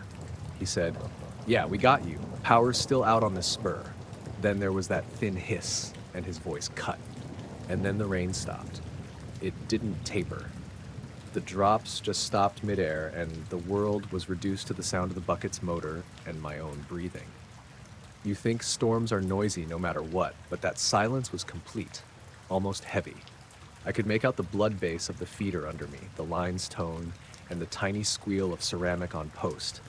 All the small mechanical noises you never notice until everything else falls away. I looked up out from under my hard hat and saw it move across the cloud deck. It was pale, like the inside of a fog bank lit from within, and it drifted slow and lazy against the black. Not a pinpoint, not a streak. Big, a patch. Enough to eat several constellations if there had been constellations to see through the clouds. It had a shape, a soft oval with edges that kind of trailed like steam blown by a fan. It moved so slow I thought maybe it was a low cloud feature riding the airstream. Then lightning lanced through the bank like a photographic flash, and for an instant I saw the outline. When a cloud lights up, it lights everything in it. That flash was like focus. There was a form inside that lighter patch, and it was wrong. The silhouette had straight edges here and there, corners that shouldn't be in a cumulus, like maybe a wing, but not a wing I recognized. Big, flat-ish sections like the side of a hangar, then a rounder belly. Size-wise, if that shadow was 200 feet across, I wouldn't have been shocked. It didn't look like a plane. It didn't have navigation lights. I could see the cloud itself roll around it as if it was something the cloud was sliding past. The next lightning strike, slower this time because the whole place was charged, illuminated it again, and I could see the edges clearer, the negative space between cloud and shape. It outlined dimensions that didn't make sense for any man-made craft I'd ever seen. The hair on my arms rose. I had the hot stick in my hand and the clamp under my glove, but there's no training for the way your hands go cotton soft when you look up and see scale wrong. The weird little things started stacking up. The metal on the line turned a faint blue under that light, like everything that touched the shape had been painted with a pale wash. My watch ticked but seemed slow. I remember checking it twice and thinking the second hand lingered on a number longer than it should. The comms came back sporadically, control to County 1 on the scanner, report of multiple grid anomalies, and then again gone. Marco's voice came through once, clipped, "You seeing?" And the line petered to white noise right after. No static. The kind of silence that says the air itself isn't taking the message. It hovered above us for what felt like a long time. The bucket creaked. I could see the creek below where the flash reflected off the water like silver coins. There were no birds. Normally, swallows will slice and duck around the tower no matter the weather. That night, there was nothing. Not a single animal noise. Even the flies up there had stopped. And that's when the size of it settled in. It had this presence that seemed to claim the air below. We kept working. You do, because your job is to restore the feed and keep people safe. I tightened the third clamp, triple-checked ground, and prepared to re-energize when the primary came back. The control center was pinging, and then the breaker clicked on in a way I felt through my chest. A low thump through the line and the world hummed to life around me. The hotline hum normalized, the ceramic squeal changed pitch, and the line's vibration went from this odd steady tone to the clean frequency I know. Power was back on the spur. At the exact moment the breaker closed, whatever that pale thing was slipped. The cloud lighting faded, and in the flash the silhouette thinned and then sheared away like someone unrolled a screen. It left no contrail, no sound, nothing. One lightning bolt later, the sky was a complicated, normal thunderhead again. The radio came alive with voices, and the rain returned full tilt as if something had released an inhalation. After the line was stable, I climbed down.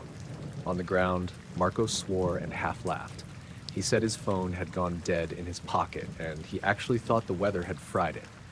The little LED voltmeter I keep in the toolbox read all normal. Our DVR out at the substation recorded a minute or two of weird static at the same timestamp we'd lost on the scanner, but nothing physical. No aircraft on radar, no debris found, nothing to point to. The men on the other crews said they'd seen odd flashes on the cloud deck from the other side of the county, like flashbulbs popping in slow motion. Dispatch logged the event as a grid anomaly and filed it under weather-related unexplained. Official speak. Speak. They told the paper a formula about lightning and charged pockets, and nobody wanted to hear a lineman tell them that lightning had backlit something that didn't look like a plane.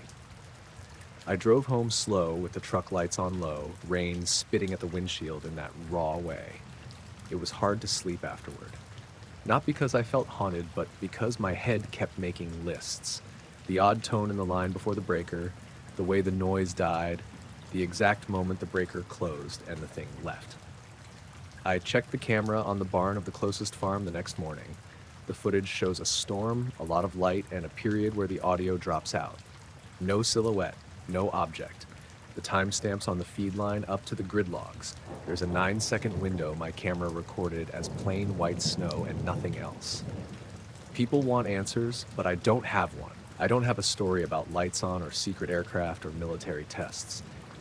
I have a night where the job took me up above the noise, where the weather did something I've only seen on nature programs, and where a form the size of a hangar moved through a low cloud, quiet as fog.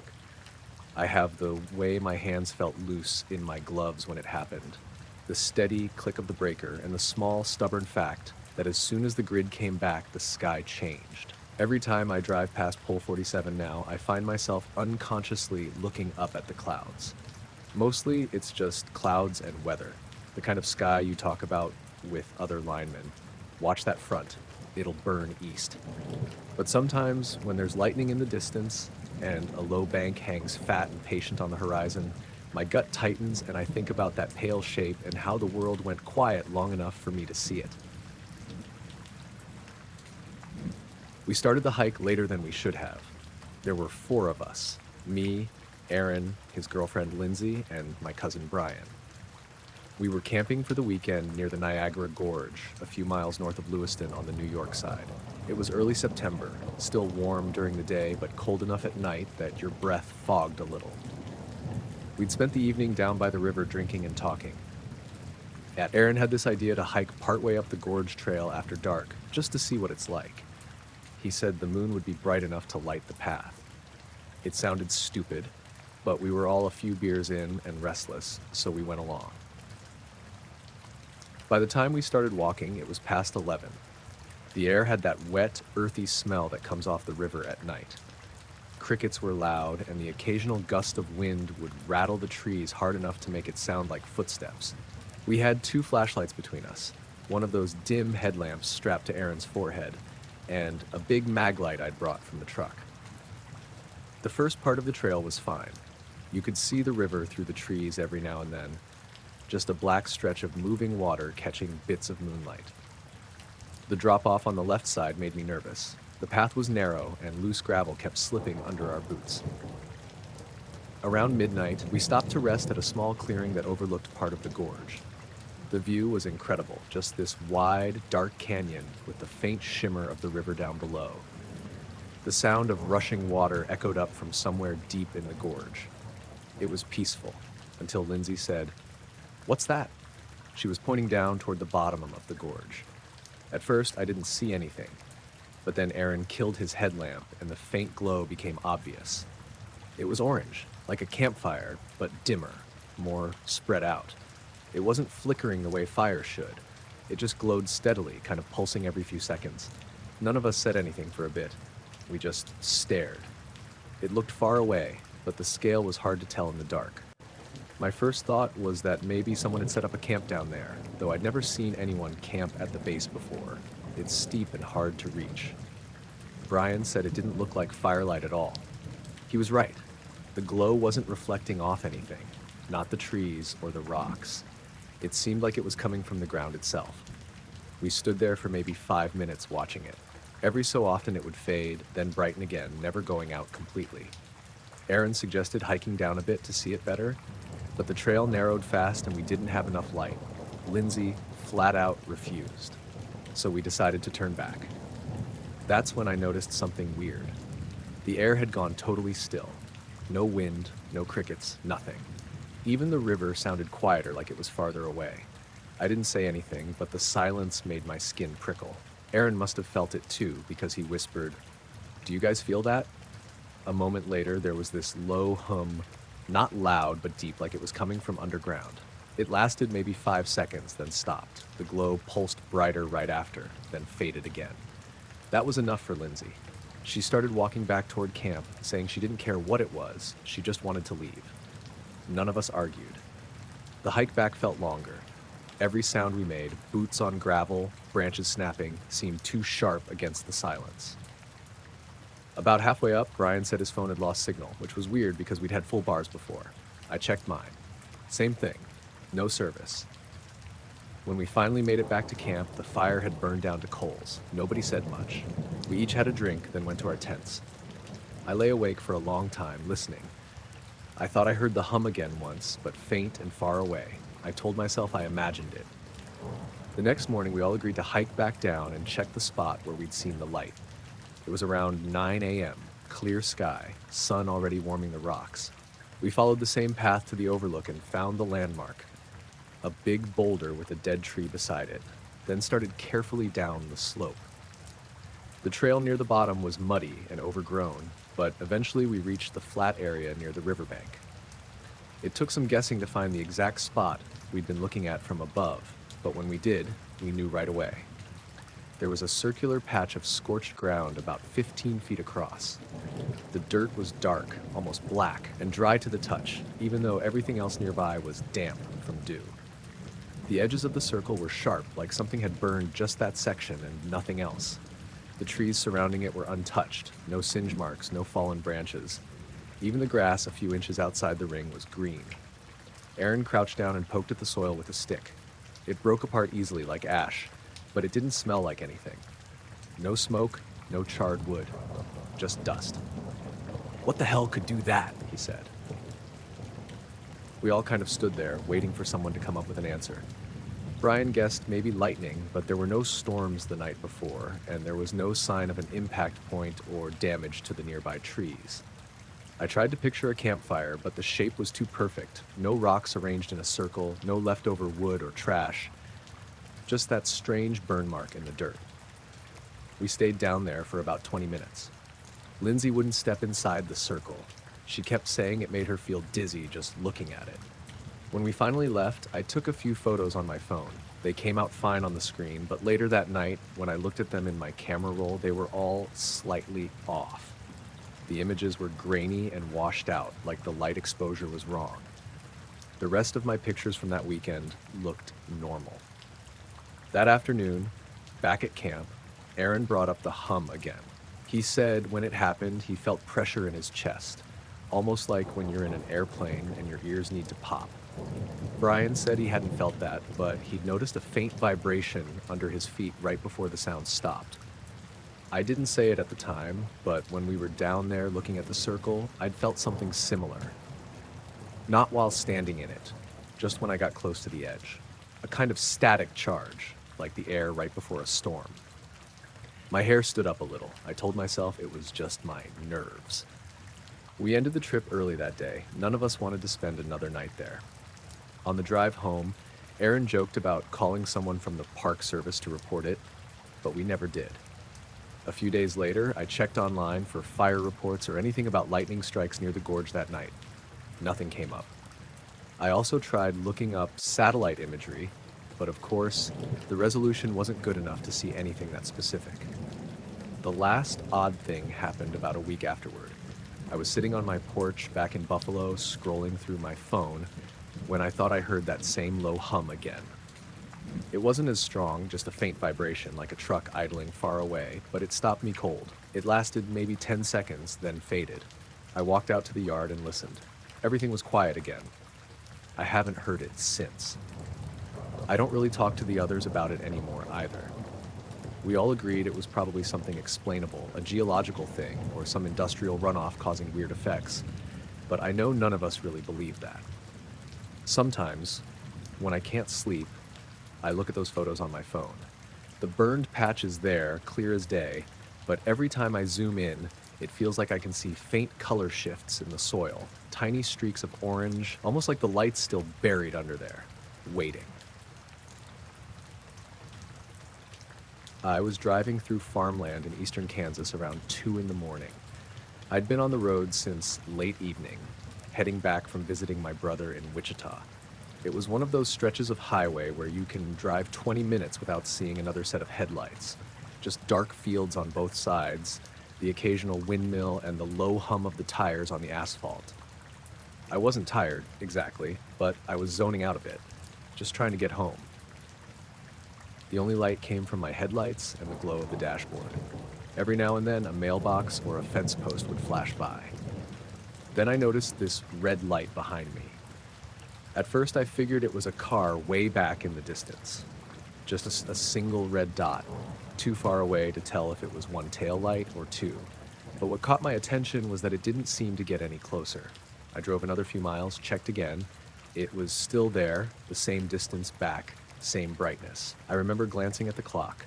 2:14 a.m. I was maybe 40 minutes from home. The highway had dipped into a low, flat stretch where the land was completely open. No trees, no houses, just fields. I sped up to around 80 for a bit. When I looked again, the light was still there, same spot.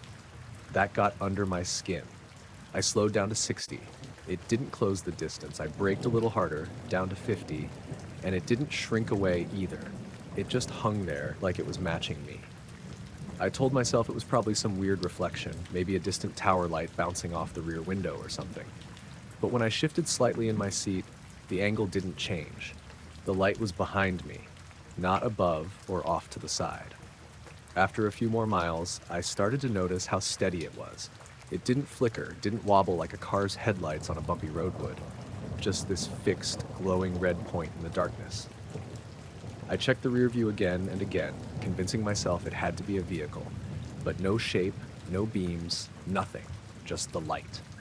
There was this one turnoff coming up, an old gravel farm road I'd used before when cutting across the county. I decided to take it and see what the light did. I slowed down, flipped on my blinker, and made the turn. My headlights swept across a stretch of low grass and a fence line. The gravel crunched under my tires. When I glanced back, I expected the red light to pass by on the highway behind me. It didn't. It turned. It wasn't sudden. It just shifted its angle, followed the curve I'd made, and settled back into the same distance behind me, hovering over the road like before. That's when my stomach really dropped. I stopped thinking weird reflection and started thinking someone's screwing with me. I kept going for another half mile. The road was rough, with little dips and potholes, and I could see dust swirling in the beams of my taillights. But through it all, that red light stayed steady. Same height, same distance. I slowed again down to maybe 20, and it slowed too. At that point, I started to feel this kind of pressure in my chest, like that heavy, nervous feeling when you're about to do something stupid. I didn't know what to do. There weren't any houses nearby, no shoulder to pull onto, just endless farmland. I finally decided to stop completely. I eased to a stop on the right side of the road and threw it in park. My headlights shone out into an open field. Everything was dead quiet. No crickets, no wind. I looked up into the mirror. The red light was still there, perfectly still, maybe a couple 100 feet behind me. I sat there for a while just staring at it. My hands were tight on the wheel. I don't know why I didn't just drive off, but something in me wanted to see what it would do if I didn't move. About a minute passed. Then it started to move forward. It didn't bounce or sway like something attached to a vehicle. It just glided toward me, completely smooth, closing half the distance before stopping again. My heart was hammering so hard I could hear it in my ears. I thought about throwing the car in reverse and gunning it, but I couldn't make myself move. Then, as I watched, it began to rise. Not fast, just a steady upward climb, like a balloon lifting into the air, except perfectly straight. No wobble, no sound. I leaned forward, squinting through the windshield. It went higher and higher until it was above the horizon line. Then, right when it reached a point where I'd have to crane my neck to see it, it blinked out. Gone. I stayed there for a long time after that, trying to listen for anything, an engine, maybe a drone buzzing, but there was nothing, just silence. I got out of the car at one point, even though my legs were shaking. The air was cool and damp. Gravel crunched under my boots. I looked up and saw a few stars, a faint wisp of clouds, but no red light anywhere. After a couple minutes, I got back in and started driving again. My hands were still trembling. I made it back to the highway, half expecting to see it waiting for me, but the sky was empty. The rest of the drive was quiet. I didn't see another car until I hit town. I pulled into a gas station that was open all night, parked under the bright lights, and just sat there. I checked my phone. It said 3:11 a.m. The drive from where I'd stopped to there shouldn't have taken that long. Maybe I was just sitting longer than I realized. I tried to tell myself it was a drone, some kid messing around maybe, but it didn't move like any drone I've seen. It didn't make a sound, and it kept perfectly level the whole time. When I finally got home, I parked the car and sat in the driveway for a while, headlights off, just watching the sky. I kept thinking I'd see that red light again out over the fields. I never did. But every time I drive that stretch of road now, I catch myself checking the mirror more than I should. There's this one section where the land opens up flat, and for a few seconds you can see miles of nothing behind you. I always look. I don't even know what I'm hoping to see. It was a little after 11 when I started the drive back from visiting my brother in Cheyenne. I'd stayed later than I meant to. We'd watched the end of a Rockies game, and I didn't feel like crashing on his couch, so I figured I'd just make the 2-hour drive home to Scottsbluff. I'd done it plenty of times before. That stretch of Highway 85 between Wyoming and Nebraska isn't much to look at, just long, empty blacktop cutting through flat farmland and ranches. At night, it feels like the middle of nowhere. The sky was clear, the kind of deep blue-black you only get away from city lights. I could see every star. There wasn't much traffic, maybe one semi every 20 minutes, so I kept the cruise control on and some old rock playing low. I first noticed the cluster about halfway between Torrington and Lingle. It was low in the sky ahead of me, toward the southeast, and I thought it was just a bright patch of stars. But something about it looked off. The points of light were close together, maybe 8 or 9 of them, and they were brighter than anything else around, almost bluish-white. At first, I assumed it was a plane formation, maybe military, though I'd never seen anything like that there. They were moving together, slow and steady, like a small constellation gliding across the horizon. I watched them for a while, trying to figure it out. Every so often, I'd look back at the road or check my mirrors, and then glance up again. The pattern stayed the same, a tight bunch of lights sliding left to right. Then I looked down for maybe 3 seconds. I remember checking my odometer or the gas gauge, and when I looked back up, they were in a straight line. Not stretched out like a shooting star trail, but lined up perfectly, evenly spaced, cutting diagonally across the sky. It was so clean it didn't look natural. My first thought was maybe satellites, but they were too close together and too low, and they weren't following a steady arc.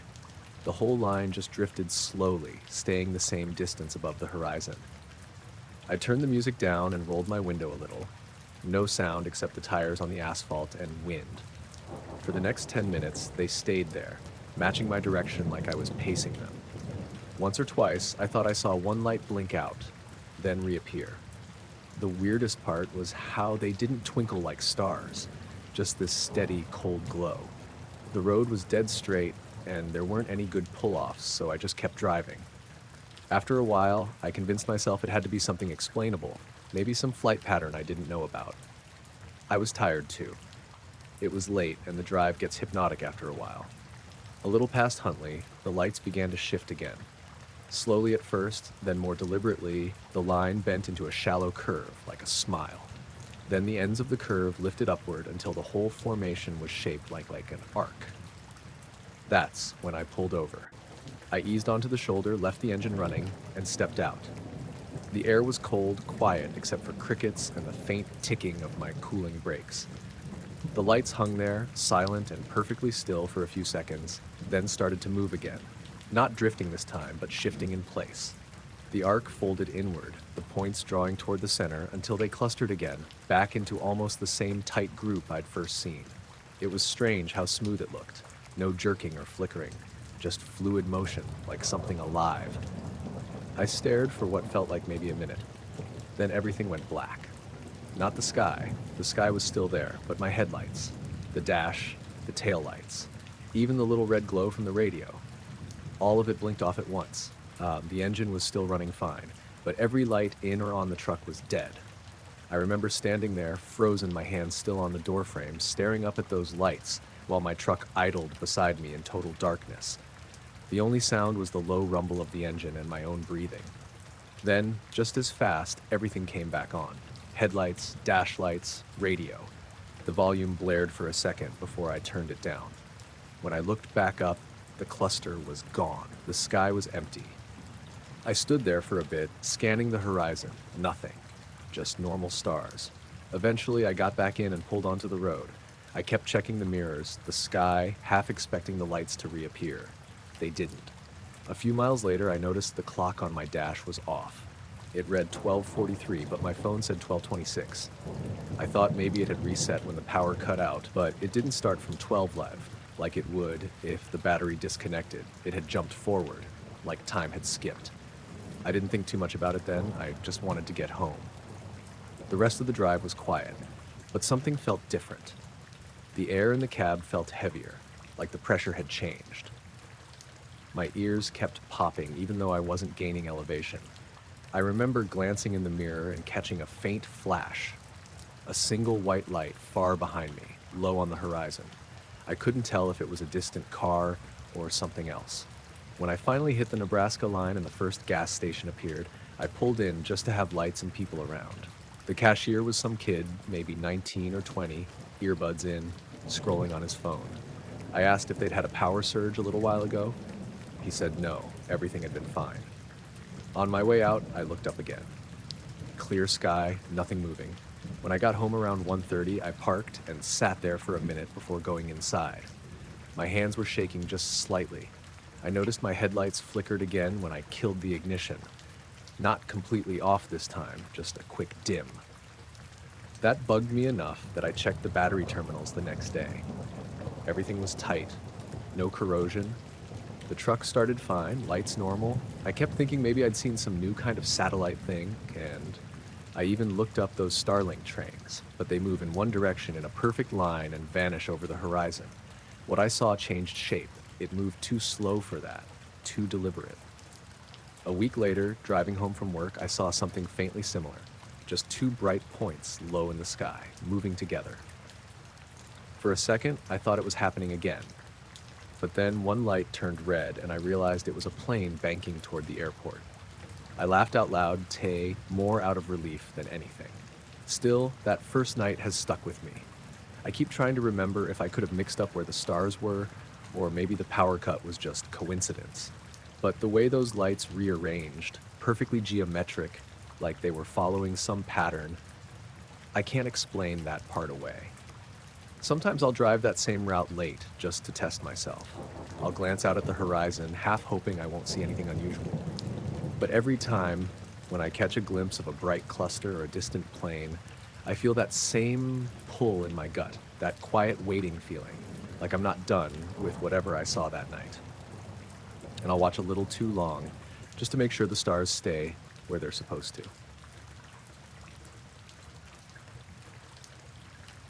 I filmed it because I couldn't not. I'd been hiking the Ridgeway Trail since I was a kid, and I know when to put the phone away and when to take it out. This was the kind of sighting that felt small and sensible in the moment, but too good to lose. It was August, the kind of hot dusk where the air hangs like a blanket, and the bugs make a steady shush in the leaves. I had started late because work had run over, and I was above the third switchback when the thing showed up. At first I thought it was a reflection, sun dragging off the surface of the stream below, or maybe some guy with a flashlight and bad timing. But it was higher than the tree line, not a reflection at all. It was silver, maybe 20 to 30 feet across, flattened on the bottom so it looked like a coin suspended on edge. It moved slow and deliberate, no jerks, no wings, and there was no sound. Birds kept flying past it and didn't spook. The air did not change. I switched on my camera and shot a short clip, my hand a little shaky because you realize you're doing something you might later have to defend as not being a hallucination. The clip didn't capture a lot. My phone showed the usual downgrading, grain in the dark, the silver a smear, but when I replayed it right there, the motion looked wrong in the best way. The object slid left, paused, and then drifted off behind the ridgeline. I stayed put for a long time after, sweating and thinking. I didn't post the clip anywhere that night. I told myself I'd sleep on it. I didn't sleep. The next day, I put the clip on my laptop and watched it again. If you're used to digital things, you learn to mistrust them. Cameras crop and compress, and phone cameras are worse in low light. The file was noisy, but you could see the shape, and you could see how the leaves in the foreground didn't rustle when it passed.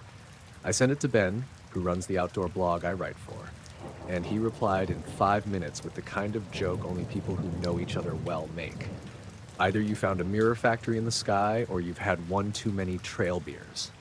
He asked where I'd been, and I told him, and he said he'd come up next weekend with a pair of binoculars. That evening, sitting at the kitchen table with the clip-on loop, I noticed my wall clock slip a minute forward. I shrugged it off as the cheap clock it was, but then my bedside alarm phone blinked 2:13 a.m., even though I'd turned the alarm off. I nudged it and the display corrected itself. Tiny, nothing things. Mostly, they made me notice the rest of my day in a way I hadn't before. How I walked where the light hit the windows, like looking for seams. 2 nights after the hike, the first one pulled up outside my house. It was a black sedan, older model but in near new condition, sitting under the street lamp on the curb across from my place. I live on a narrow lane where cars don't park overnight unless someone's visiting. It was exactly 2:13 a.m. according to my phone's little corner clock because I checked it when I turned, half awake from a nap. The driver's area was dark, the windows heavily tinted. The headlights were off. There was no engine noise. The lane smelled like cut grass and warm asphalt. I stood by the curtain and watched. The car idled there for 18 minutes, and every minute ate something from the house on the inside. My dog, Gus, who is normally sound asleep on the rug, got up and padded to the door and sat, not barking, but staring. He's a good dog, not skittish, and the way he looked at the window felt like a warning. When the car finally left, it did so slow and quiet. It rolled away and disappeared at the first intersection, like it had started the engine only when it wanted to be seen leaving. The next night, same time, 2:13 a.m., same place. The night after that, same again. For a week, the sedan appeared under the street lamp like clockwork. I tried to catch someone getting out. I stepped into the backyard in my shorts and flip-flops and called out toward the lane. My voice sounded silly against the quiet. The car didn't move. Once I thought I saw a silhouette in the passenger side, like someone leaning forward, but when I blinked, it was gone. A neighbor who walks his dog early in the morning told me he thought I was tired when I asked him if he'd seen the car. He said he'd glanced and it looked empty. I started logging it. 2:13 a.m., 2:13 a.m., 2:13 a.m. I even set my old analog watch by the wall clock because obsession makes you want more measurements. I tried different tricks. I put my motion camera on the porch aimed at the street, cheap but serviceable. I left the hallway light on with the blinds up. I sat in my car with the engine running in the driveway, waiting with the radio low. Each night, the sedan was there at 2:13, and each night I came up with a new reason to doubt what I was seeing. Maybe it was a coworker's friend. Maybe it was someone watching for car thieves. Maybe I'd been keyed into a coincidence and the human brain loves patterns. Ben kept asking for the clip. He thought he could run it through some filters and make a better image. I was reluctant to hand it over because it felt like private proof, the sort of thing you keep in case you need to show someone and have the world tilt toward believing you for a moment. I made copies and put one on an SD card and slid it into the top drawer. That night, the car was there at 2:13. I slept with the lights on. On the 8th night, the car stayed until 3:01 a.m.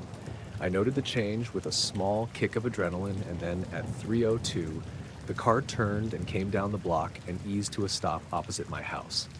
That's when I couldn't stand it anymore. I grabbed my keys, my flashlight, and went out. The porch boards creaked under my feet.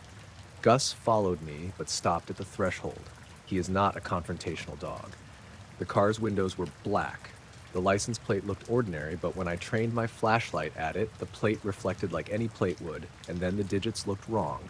Not missing, but blurred by a soft bloom that reduced numbers to shapes. I felt foolish and small and terribly exposed. I called out, "Hey!" in what I hoped was an assertive tone. Nothing. Then the sedan's passenger window rolled down a finger's width with a quiet, precise motion, and a hand reached out and tapped the glass of the driver's side first, not in hail your attention way, but almost perfunctorily, like a metronome. The touch made no sound on the glass.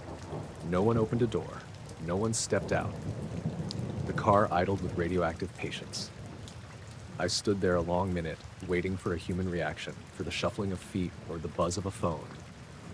The car's interior remained a dark cave. Finally, I felt my face burn hot with foolishness and walked back inside. For the next 2 days, the car was there. Gus would sit by the window and watch and never bark. Ben showed up the following weekend with those big binoculars and his skeptical face, and he spent an afternoon on my roof with his tripod and told me to slow down on the paranoia. If someone is following you, he said, get plates. Call the cops. The first part I tried to do later that night when I saw the sedan again. I dialed 911 and the PCP said if there was no threat, there wasn't a lot they could do, and could I call in the morning with a description. I felt ridiculous and safe enough to be ignored. Then the other little things started. My phone, which usually charged on the nightstand fine, failed to charge one night and displayed only a black screen. My cheap porch camera recorded an empty street with one anomalous blank in the footage. An odd black rectangle about a meter across right where the car had been. If you watched the video frame by frame, there was nothing. One instant the street, the next instant a column of nothing, and then empty street again. The camera logged the clip with a timestamp of 2:13:07. The DVR in the garage, same story. A brief patch where the feed went gray and then returned. I tried to play the missing fragment back on the laptop and the media player simply stalled. A week in, I saw the car from the intersection at the end of the lane and drove up behind it. Maybe, I thought, if I followed at a reasonable distance, the driver would turn and I'd get a plate. I kept 50 yards behind, and the car never seemed to speed up or slow down to distance me. It simply maintained that perfect gap, like a shadow. We passed one stoplight and then another, and at the second light, the car in front of us eased forward, and then, with no blink or pause, it wasn't there. The road ahead was empty, and the GPS showed a solid line of road. I checked the mirror for brake lights. Nothing. I sat on the horn like an idiot for a second, and then the car reappeared at the next bend, idling at the curb like it had been waiting for me to notice something in particular. I was near the edge of being honest with myself. Whatever was happening, it wasn't random.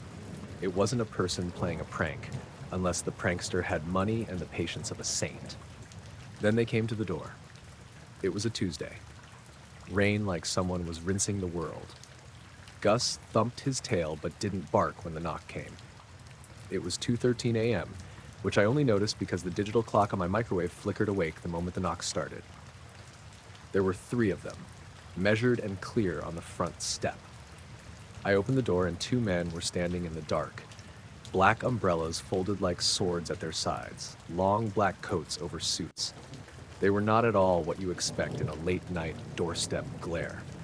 Their suits were matte and well-tailored, their shoes clean. They had simple faces, neither particularly young nor old, and both wore neutral expressions that made their eyes look a little too intent. "Good evening," the taller one said. He sounded like a radio announcer without the smile. "We are here to speak about your footage." My heart lurched because I hadn't told anyone I'd filmed the object. I felt sick with that private proof in the top drawer. "Who are you?" I asked, keeping my voice lower than I felt. The shorter man's mouth moved slowly. "We're with the office," he said. "We need to review the original file. Please." "How did you?" I began, and stopped because it sounded alarmist, and I wanted to be calm and reasonable on some human level. "You can hand it to us, or we can wait." The tall one spread his hands a hair, palms up, an oddly conciliatory gesture. "We're not here to make trouble." I could feel the ridiculousness of bargaining with 2 strangers on my porch at 2:13 a.m., but I also felt that old, stubborn part of me that hates being bullied. The SD card was in my drawer. I could hand it over and be done, and maybe the car would stop appearing and my sleep unstick. Or I could hold on to it and keep measuring. "I don't want anyone riffling through my stuff," I said. "If you're law enforcement, show a badge." They exchanged a look, the kind people exchange when they know something private. The taller man's face didn't change. "We are not law enforcement in the familiar sense." He said it as if he'd offered a weather report. The shorter man added, "You reported no auditory disturbances?" "No," I said, slow. My throat felt thick. They both smiled at the same instant, a tiny, synchronous lift that looked practiced. The taller man said, "Thank you for your cooperation." The shorter one nodded and tilted his head as if checking a list. Then they turned and walked away down my drive into the rain. No car waited. They simply stepped off the porch and were gone into the dark and the drizzle in the way people fall out of sight behind heavy curtains. The knock had sounded loud in the moment, and now the street was the same rain-gray stretch it had been for years. That was the last night the car pulled up. I handed the SD card to Ben a few days later and told him the whole thing, abridged and messy. He asked to keep a copy. He ran the file through filters until it looked cleaner, but it never gave more than the same silver smear to an interested eye. He told me not to post it. He said he'd been phoned by someone who identified themselves as a reporter and asked what his source on outdoor phenomena was. Ben told the man he worked with freelance folks and to go away. After the two men came and asked for the file, the nights got back to normal. Gus stopped padding to the window at 2:13. The porch camera never again showed the odd black rectangle. The car never came. The microwave clock no longer blinked at odd minutes. That doesn't mean the feeling left. I still check the trees when the wind dies down. I still wake up some nights and sit with my phone and watch the time change. I sleep, I go to work, I hike on the ridgeway when the weather is right, and once in a while I pull the clip out and look at the smear of silver and wonder what the people on my porch had seen. They said so little. We need to review the original file. We're not here to make trouble. And they left the problem where it had been, on one small shelf of my life, private and unsettled. I'm not saying I know what they were or what the car was. I don't. I know the clock on my microwave lit up at 2:13 for a while and then it didn't. I know two men in black stood on my porch and asked a polite, strange question. I know the nights rearranged themselves around that precise minute for a time. And I know Gus is a lighter sleeper now, the way someone who's been paying attention to small things is lighter. I was driving home late from a double shift at the clinic. The kind of night where your brain is fogged and your body keeps telling you to stop and sleep, but your car keeps going anyway. It was a Thursday. Fog rolling in off the ocean, thicker than it usually does this time of year. Low, wet, smelling of kelp and diesel. And the stretch of road I take is mostly empty between the town and the small subdivision where Anna and I rent a place. I know the turns by muscle memory. Past the gas station, under the broken streetlight, through a pair of tight curves where the cliffs come close to the road. I like that route because it's quiet and short, and the ocean is somewhere over your left shoulder the whole way, a black suggestion you can't actually see. The first odd thing was nothing dramatic. My radio, which usually grumbles between stations at that hour, went completely silent for a few minutes and then popped back on with the same song I'd been listening to, like nothing had happened. The song didn't sound weird. It was just there, like a tape that had briefly been restarted. I shrugged it off. The fog made everything weird. Headlights looked like halos, signs spattered with moisture. I kept my speed down. A couple of miles in, a flock of birds rose up off the guardrail and scattered across the road in perfect low bursts. They didn't make a sound. Usually at least one of them would give a terrified chirp as it took off. That night they moved almost silently, and seeing them disappear into the wet air without sound gave me a small prickle along my forearms. I told myself it was a late migrating flock, nothing more. People who live near the water get used to odd animal behavior. They adapt. The fog tightened as I approached the overlook, where you can see the headlight reflections on the spray if a truck's headed the other way. A man in a reflective jacket had been standing on that turnout every week since the new cable guardrail went up. I assumed he was a contractor checking bolts, but tonight the turnout was empty. I passed his usual spot and thought, not for the first time, that the coast is full of people you see a few times and then they're gone. My phone, which I use mostly as a GPS and for the occasional podcast, had the map app open. The car's dash GPS does the same trick, but the phone is handier when the dashboard blurs in the damp. The map looked normal, my little blue dot rounding the curve, the road a thin gray vein. Then, for a breath, the dot jumped. It leapt off the road and blinked out over an expanse of deep blue where the map showed nothing but ocean. The app did an odd recalculation, the sort of silly little animation it makes when you take an unplanned turn, and for a second the screen showed my car floating somewhere in the middle of the Pacific. I laughed out loud at first, just because the absurdity of it broke the tension. The dot sat in open water, a tiny, ridiculous speck amid a wide swath of navy pixels. There were no land masses near it, no tiny icons of boats or platforms, just empty map. The app labeled the point with latitude and longitude, and an estimate that I was, according to the phone, about 3 miles offshore at 45 miles per hour. Panic didn't show up as the cinematic thing you see in movies. It was smaller and colder, a tightening behind my sternum, a sudden awareness of how loud the heater sounded, how soft the seatbelt felt. I glanced at the rear view. The road behind me was a ribbon, headlights far off in the fog. No overturned cars, no emergency vehicles, nothing that would explain a navigation glitch that massive. I tapped the screen. The map lit up and snapped back to the road. My blue dot popped into position again, centered in the lane where my headlights painted the white line. The whole thing took maybe 3 seconds. In the real world, my car hadn't moved. My hand was still on the steering wheel in exactly the way it had been. The radio still stumbled between stations as if nothing else had happened. Still, I slowed, gradually, in that way you do when you want to look like you're being cautious and not like you're holding on to the brake for a dumb reason. The fog made everything haloed and the cliffside side smelled of salt and rust. I thought about calling the clinic, telling someone to meet me, to put a sign out by the old oak, but that felt like escalating something that might be a phone app glitch. I dismissed it as that, a GPS blip, satellites losing lock for a second in tricky terrain. Mobile reception on that stretch is flaky. It could have been the phone, it could have been the weather, and then 2 miles later, the phone did it again. This time the map animation was worse. The blue dot peeled off the road and accelerated into open ocean, then stuttered like a broken steam engine and stopped dead in a blank, featureless patch of map. For an instant, the app overlaid a rectangular dialog box that is supposed to say, recalculating route. Instead, it showed a set of coordinates and an altitude field. Altitude.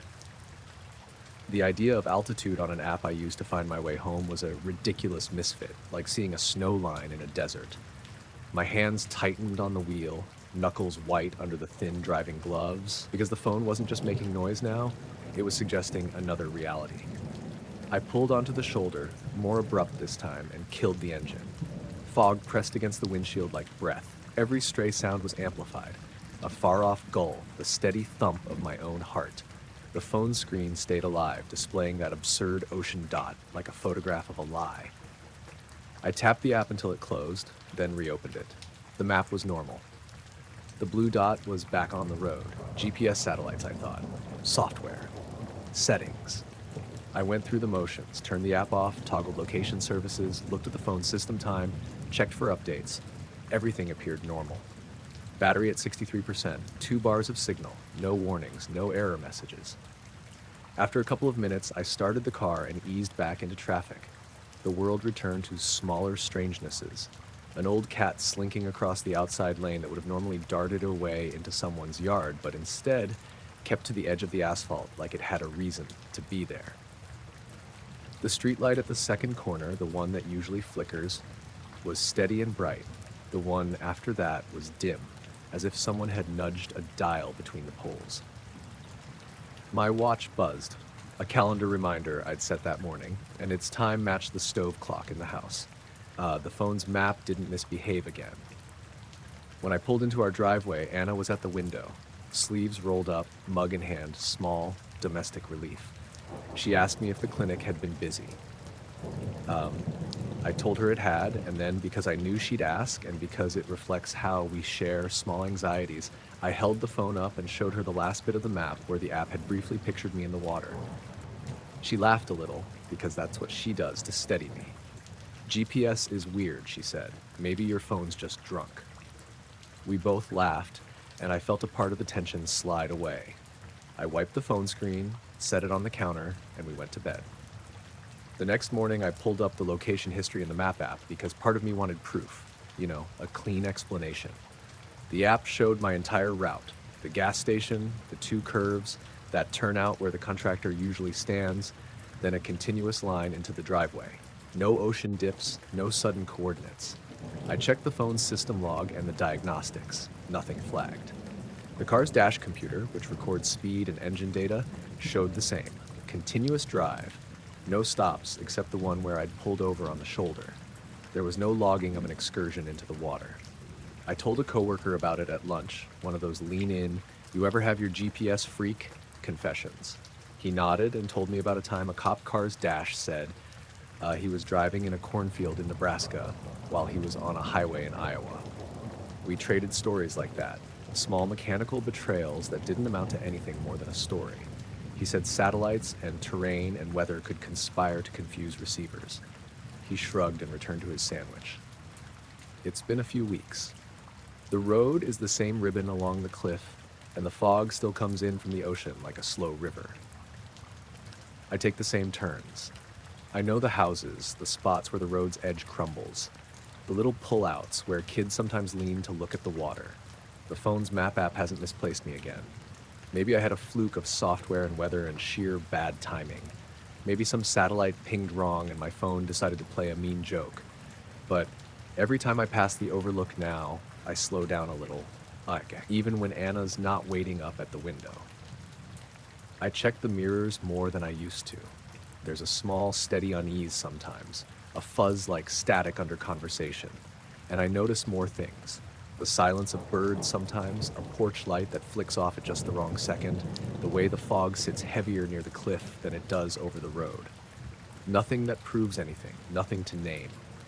Just a feeling that sometimes in the middle of ordinary miles, the map of where you are can briefly insist you're somewhere else.